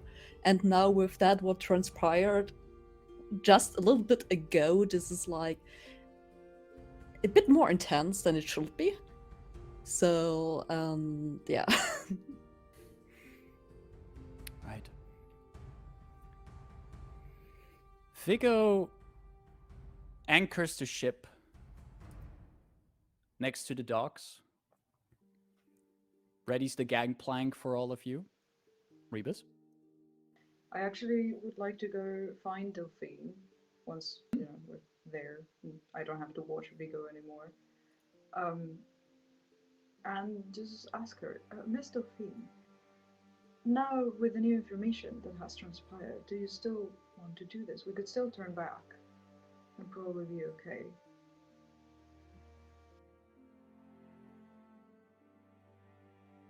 Oh, I'm okay with it. You sure? We are on your side, whatever happens, but you must understand it's possible that, people will try to imprison you, or,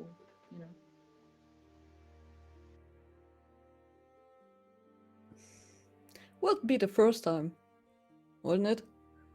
So, That's very fair. I mean, I just wonder what happened that they changed their mind. Especially in such a drastic way. That's fair enough. Well, we are at your disposal. So. Oh, well, Rebus. You're a very good person, you know. And I wouldn't want to drag you down. Well, but that's what friends are for, to help each other in difficult times, right? Maybe. We'll figure it out. Walk. Get ready to leave the ship. Right.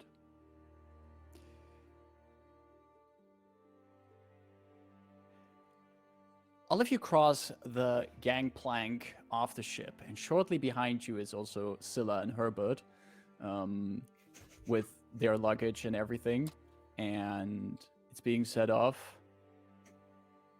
Viggo looks at all of you, just goes,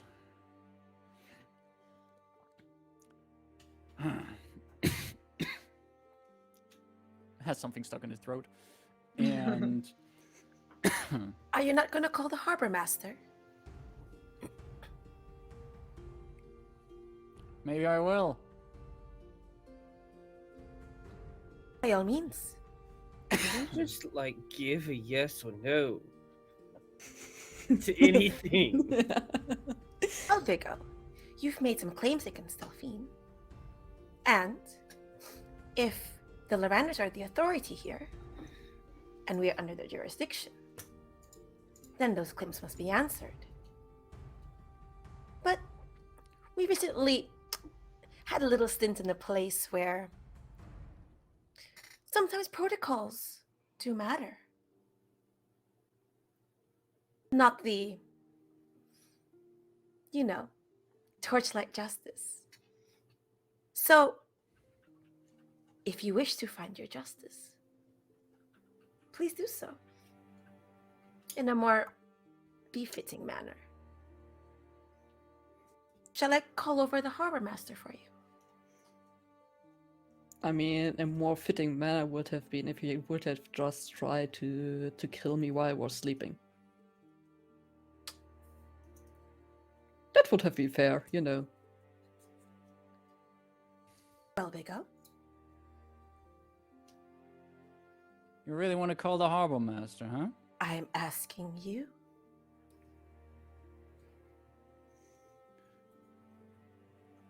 Yeah, let's go see the Harbormaster.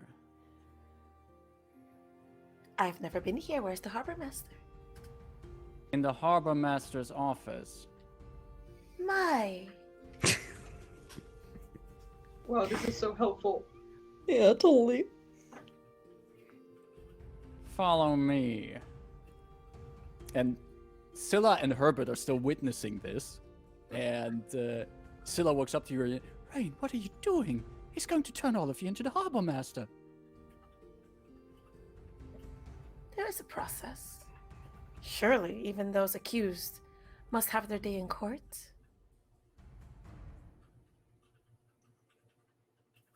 You could be imprisoned with all of your friends.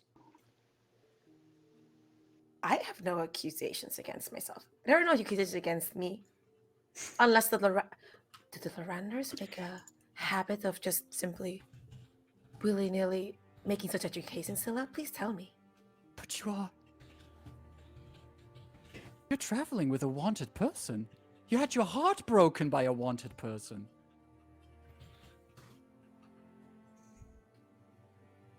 Maybe my heart is not yet completely broken, Scylla. It is still holding on to some fibers of love. Bound by strings of pain. Herbert, are you getting this? And her husband is standing next to her making notes in a notebook. I hate You are this. an inspiration, Rayn. Take care. I will find you. And here, wait. Should we not see each other again? Mm. She reaches into her backpack and she hands you a copy of a book. Jolly. And it's a book with, like, this beautiful calligraphy on the cover. It says Storms of Love.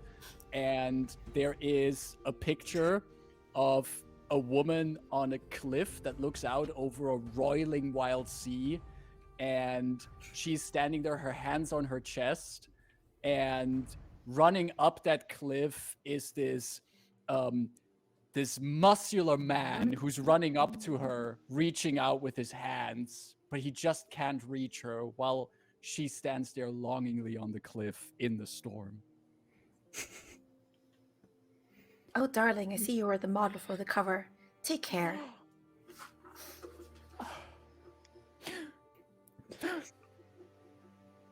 Adieu. And she wanders off with Herbert and all the luggage as you follow. I assume, are you going to follow Viggo to the Harbormaster? Above the table, Ida/Rayn, I'm like, the Lyrandars may want Delphine. And they may even do some hoity-toity intimidation tactics. But if she is who she is, we know that she has some level of import. We're not gonna hurt her. They're just having a temper tantrum. Which is why Ida the player is so casual about do it. I just want to be clear out there that I'm not sending off a party member to pure chaos. Okay. A little bit. I'm here for the drama. I think most importantly there, Delphine, would you follow to the Harbormaster?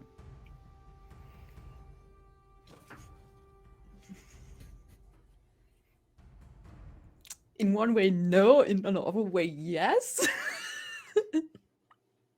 Okay, explain. This is a very difficult situation.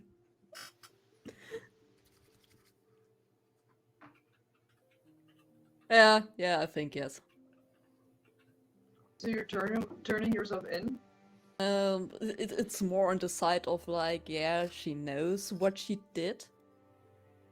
She doesn't know what is going on at the moment, but also like, yeah, it doesn't bring. It's not going anywhere if she tries to flee from the situation. And it might bring closure to Vigo. Because also it's like, most likely following her for the rest of her life. So. All right. So,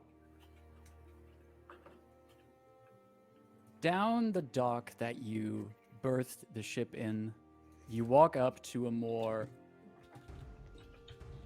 stony part of the docks. Delphine, you would know that this part of the city is known as Kraken Bay.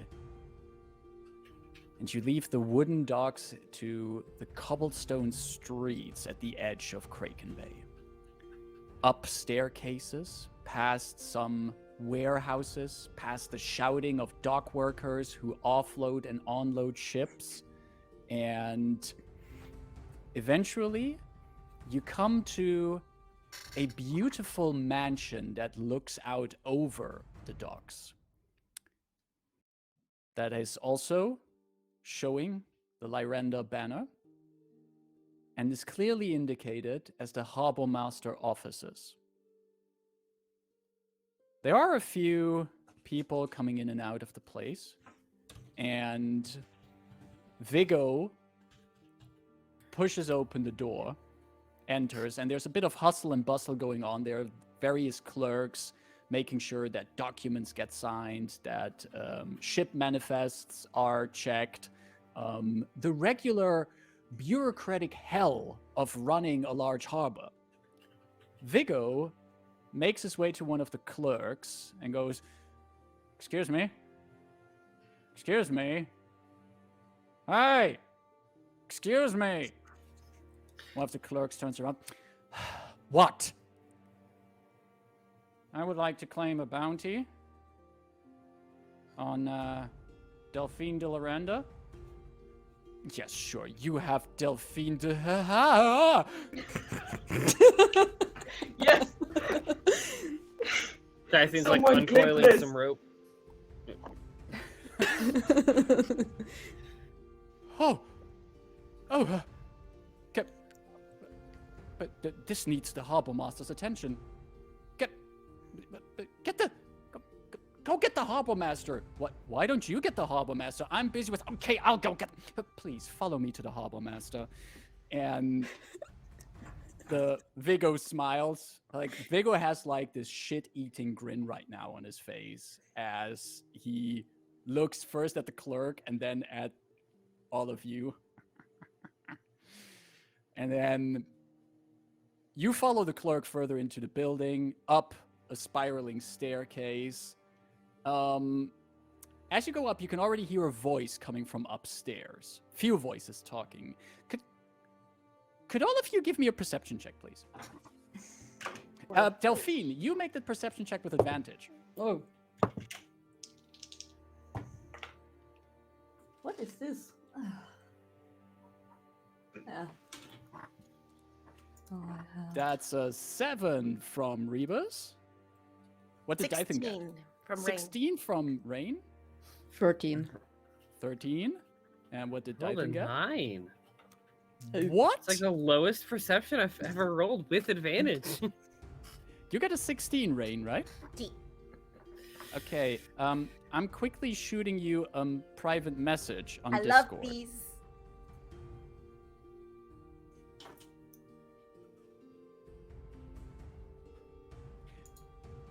Rayn got a private message from me. Cool. Is it in common? Because if Yes. Okay, either the player knows that many Lyrandars are half elves. Yes. Okay, so it might be Yeah. different languages. Yeah.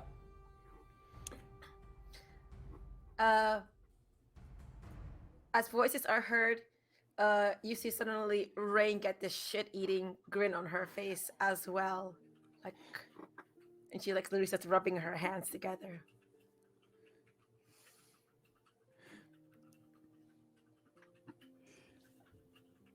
Ooh. All right. And dramatically appropriate advantage for Delphine. As all of you go further up the staircase, you come up to a flight up on the staircase, and the door is currently closed that you're standing in front of. And I rush ahead. past the clerk? Yeah. Ma'am? Tries to stop you, but you're in front of the door. Mhm. And the door is still, it's closed, but do you want to try to open it? I want to like open it like an inch, with the party still, with the group still like some stairs behind slowly. Yeah. You open it like a bit. And you see there's a big desk in that room covered in paperwork. And on one side of the desk standing is another clerk talking something about maximum amount of ships that can dock in the harbor and how the profits will be minimalized if blah blah blah blah blah blah. And the voice's owner is also who I see. Well, the voices there's on the other side of the desk, sitting behind the desk, with his hands in his hair, and now letting out this. Oh, I let myself in and I close the door behind me. Power You walk did- to him. You're just like you see that Rayn just slips in and closes the door behind her. And Rayn, you step in and seated behind the desk now with his hands in his hair in a beautiful uniform with the House Lyrandar emblem on it. I go sit And on. I like go a sit on the desk. In a special pin, you see Darien de Lyrandar sitting there, and he looks at you, gets up from behind his desk. What? I mean, wait. And he like quickly goes through his hair. You don't need to look good for me, darling. What do you mean? And as he you're says trying. that, the door opens, and Oh. stepping in is the clerk with Vigo and the rest of the party, and Darien stands there. Oh, no. And the clerk goes, Harbormaster, this individual here would like to claim the bounty on Delphine. And you see Darien just looks over at Delphine, looks at the clerks, points at both the clerks, both of you out, and take that one with you as well, points at Vigo. And Vigo goes, but I should get my, yeah, you will get what you deserve. Just go out now. And the three of them leave the office and close the door. And the door is closed. And Delphine, you understand that he's wearing the official Harbormaster's uniform, but you would understand that for regular citizens, it would be quite like a step up in hierarchy to be Harbormaster. But for someone like Darien from the Lyrandar family, he basically got demoted. It is not great for a Lyrandar to be Harbormaster. I mean, he lost the airship, so. Yup. Oh, well, welcome, my good old friends and saviors, to my quaint little office. How about I would offer you a seat, but the thing is that what they don't tell you about Harbormaster is you hardly get anything as a Harbor Master. Oh, I'm quite comfortable here, and I swing my legs on top of whatever paperwork. I don't know, I just sort of, oh god, no. I didn't kick anything, they're on top. Oh. Delphine, why are you here? You know, I was in the area, thought I'm just passing by, and then I discovered, oh, there's a bounty on my head. Yes, I wanted to point that out. There's a bounty on your head. And even without a bounty, why are you coming back to Stormhome? I was in the area and I wanted to pass by. I see.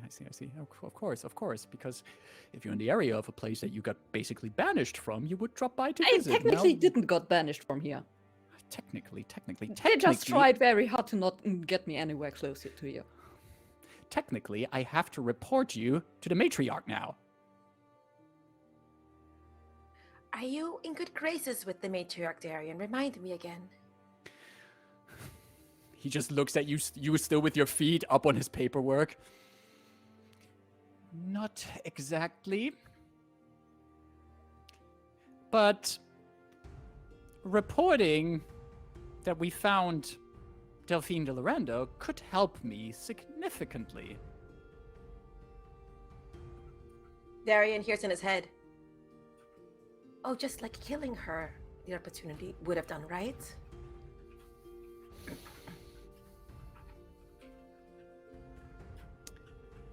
He just looks at you, does not honor your telepathic message with a telepathic response, and says,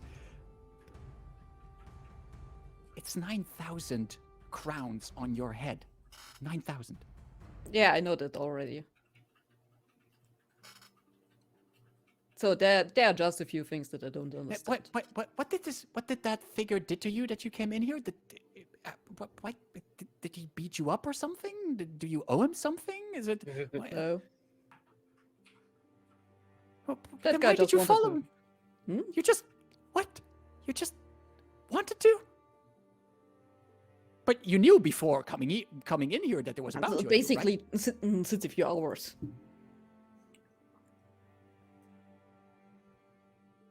Did something happen to you in the meantime? Did you?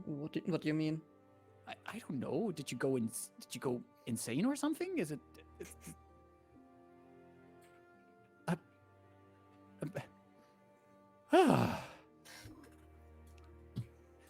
So how have all of you been so far?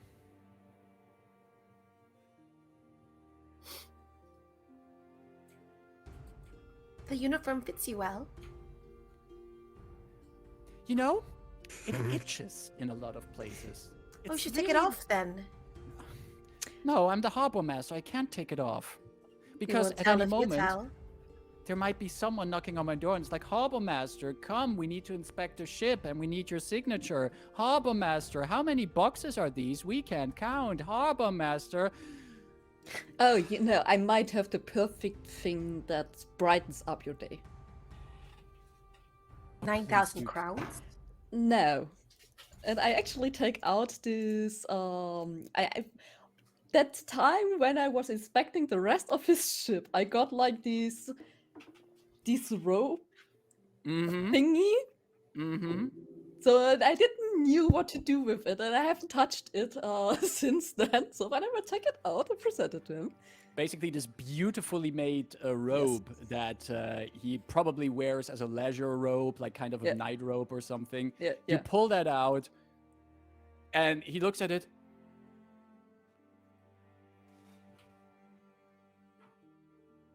Where did you get that?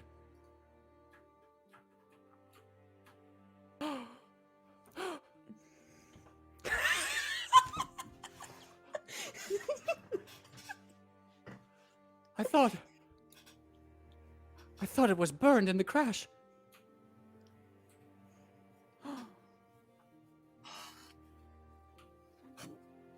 You know, speaking of the crash, you seem to be doing well for yourself, a Harbormaster. That's pretty, fancy. I captained an airship, Dythun. I flew around the continent. And now I sit here in this cramped office in Stormhome. On the upside, it's always nice and warm here. Did you notice the palm trees when coming in here? No. Yeah, they're not really noteworthy, I'll admit that. So, are we going to continue sitting here and experience the rest of your Harbormaster career, or what will happen now?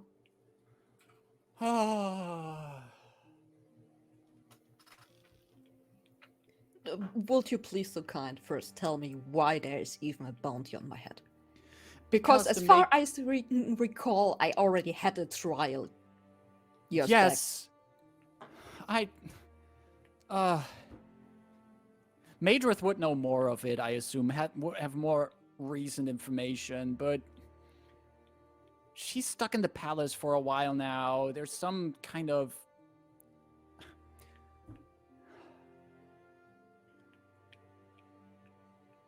All I know is that the matriarch is acting erratically.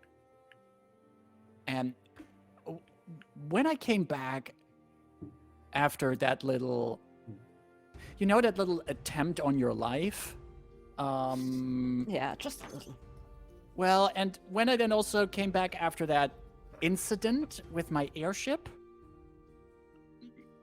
I know that she was not pleased. She made that very clear to me.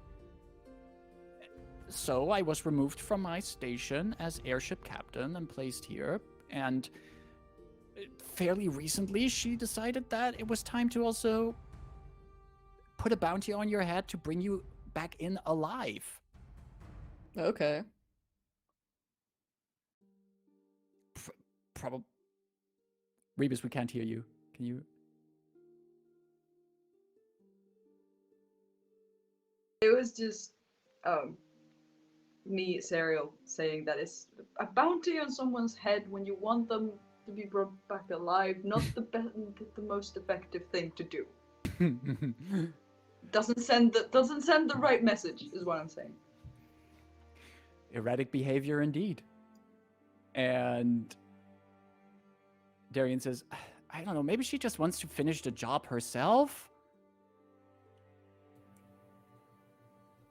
Look, all I'm saying, according to protocol, I will have to turn you in and pay that man 9,000 gold pieces from the family treasury. But you and these people here did come and save me, now didn't you?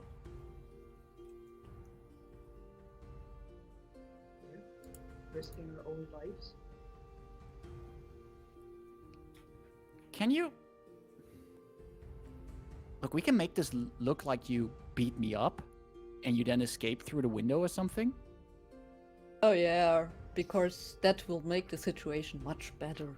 Well, at least it will give you some time to get out of Stormhome. But we had all this effort to get to Stormhome. Delphine, darling, are you wanting to indeed visit more family than your sweet cousin?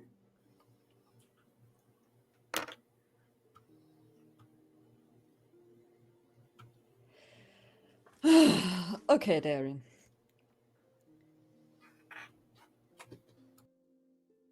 I know you're trying to help me in that situation.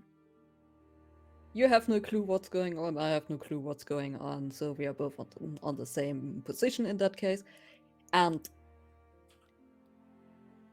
to be fair, if there's already a bounty on my head, and news like this travel fast,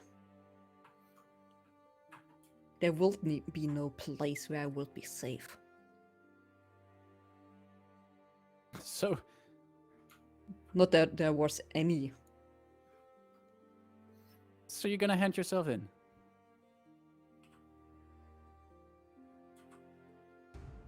Delphine, I don't know what she will do to you.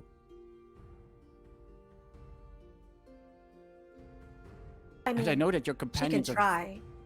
I know they're very competent, but once I put that report in, there's gonna be people coming down here, putting you in cuffs, and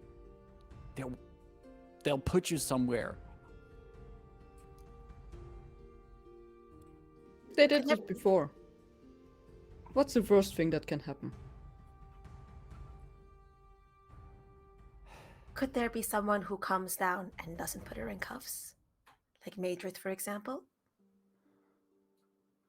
You You want to keep weaving this, right? You want to keep pulling in all the strings you have. He actually, he gets up from his desk and he goes over to the window.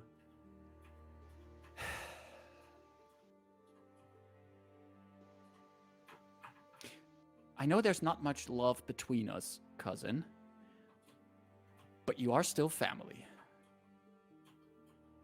Madrith is family.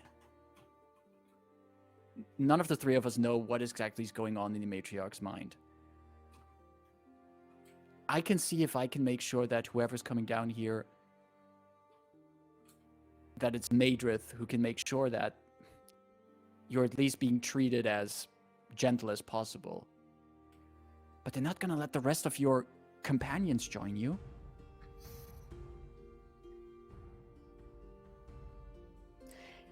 Listen, I very much know what I'm doing here. It's not like as if I'm out of my mind or anything.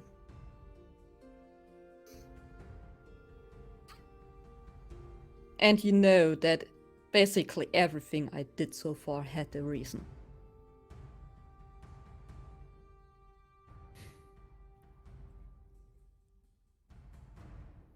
Darian sighs, looks at the rest of the party,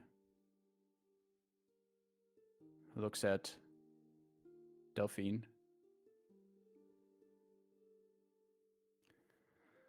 Goes to his desk, opens the desk, pulls out a sending stone.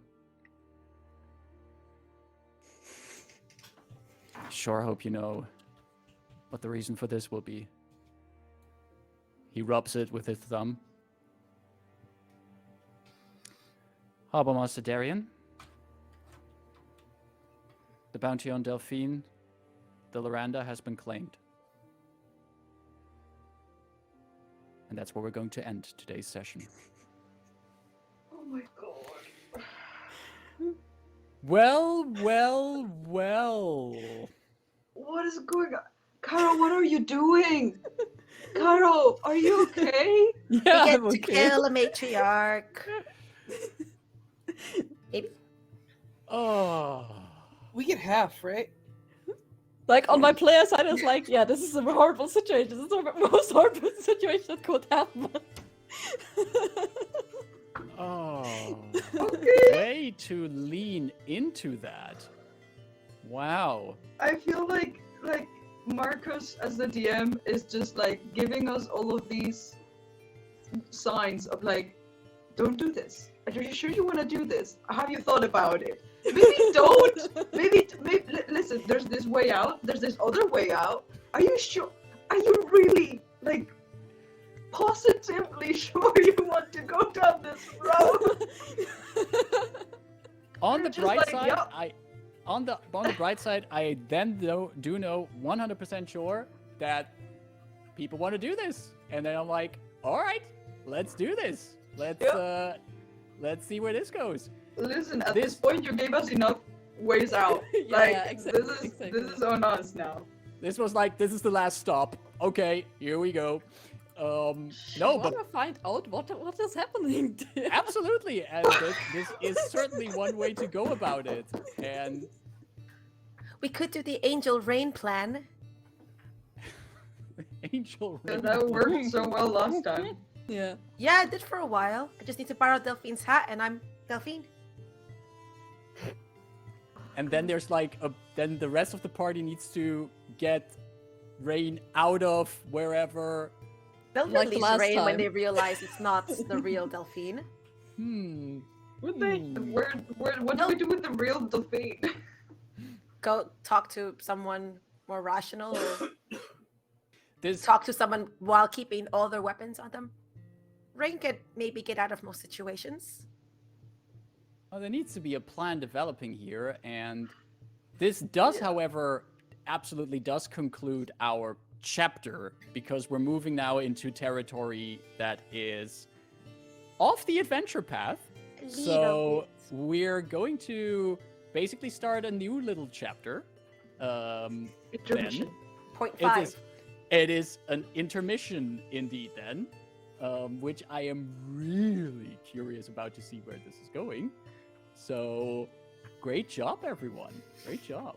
And thank you very much for enduring me playing romance novel author. It was excellent. It was excellent. It was... Very fun. Very fun. Thank you. I feel like it should be worth stating Dythun doesn't like author people. I'm fine with it. I love it. I mean, it was great. I felt like from Delphine side, it felt most of the times like, yeah, you're getting backstabbed so hard like the whole time. Nice. All right then.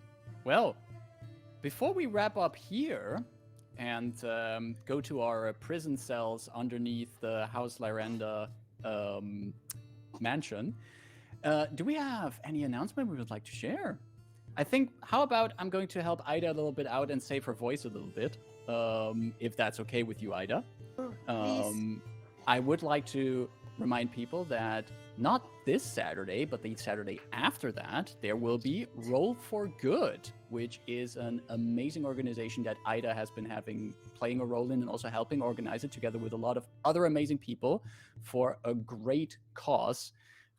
Where during the day, so Saturday in 2 weeks, which will be the 22nd of October, there will be 3 fantastic TTRPGs played on the channel of Roll for Good for the Mermaids organization, which is a group that collects funds for trans children and teenagers, if I'm not mistaken, and who are doing excellent work on that front. And Roll for Good is gathering funds for them by playing fun games. So check out their Twitter that Ida just shared, and join in the fun in 2 weeks at Roll for Good. Also, you can always join also their Discord in the meantime for good discussions. What is better, order or chaos? Join the teams. That's one thing. We also had last Thursday, we had the premiere of our game of 12 Occult Eye on our channel, run by the fantastic Amelia and with an assortment of amazing players. We started off this little mini campaign that we're hosting on our channel, which will be played once every other week, bi-weekly, and the next session will be next week, Thursday. But you can already catch the VOD of the first session also on our YouTube channel at youtube.com/HordeofTales. 12 Occult Eye is a game written by Witch and Craft Games, where Amelia is also involved in. And it is a fantastic game in which players are paired up as one player being a witch and the other being a demon that influence each other and go in some very interesting cases. I think that is it from our end for now. Did I miss anything, Ida? You're doing something Saturday, Marcus. I do something Saturday indeed. Saturday is the final session of a mini campaign of Vampire the Masquerade on the Manapod Studios channel at twitch.com/Manapod Studios. We had 3 sessions then of Vampire the Masquerade run by expert GM Krifu.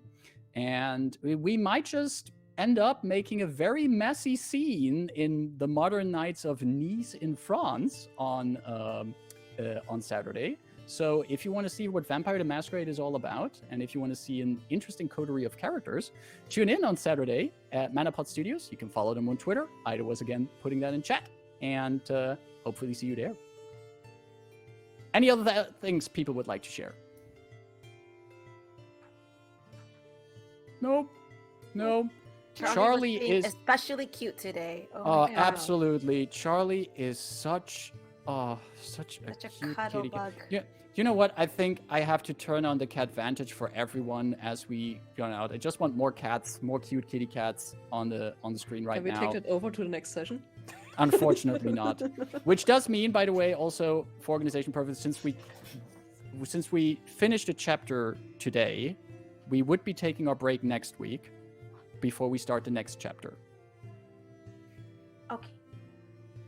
So that would be meaning that next week we're not going to have a Horde of Tales session, but the week after that we are going to start with our first intermission chapter to see how Delphine and the party deal with whatever is up with Matriarch Esravash the Lyrandar.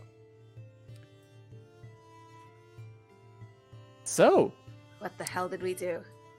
I am very Yes. curious about that.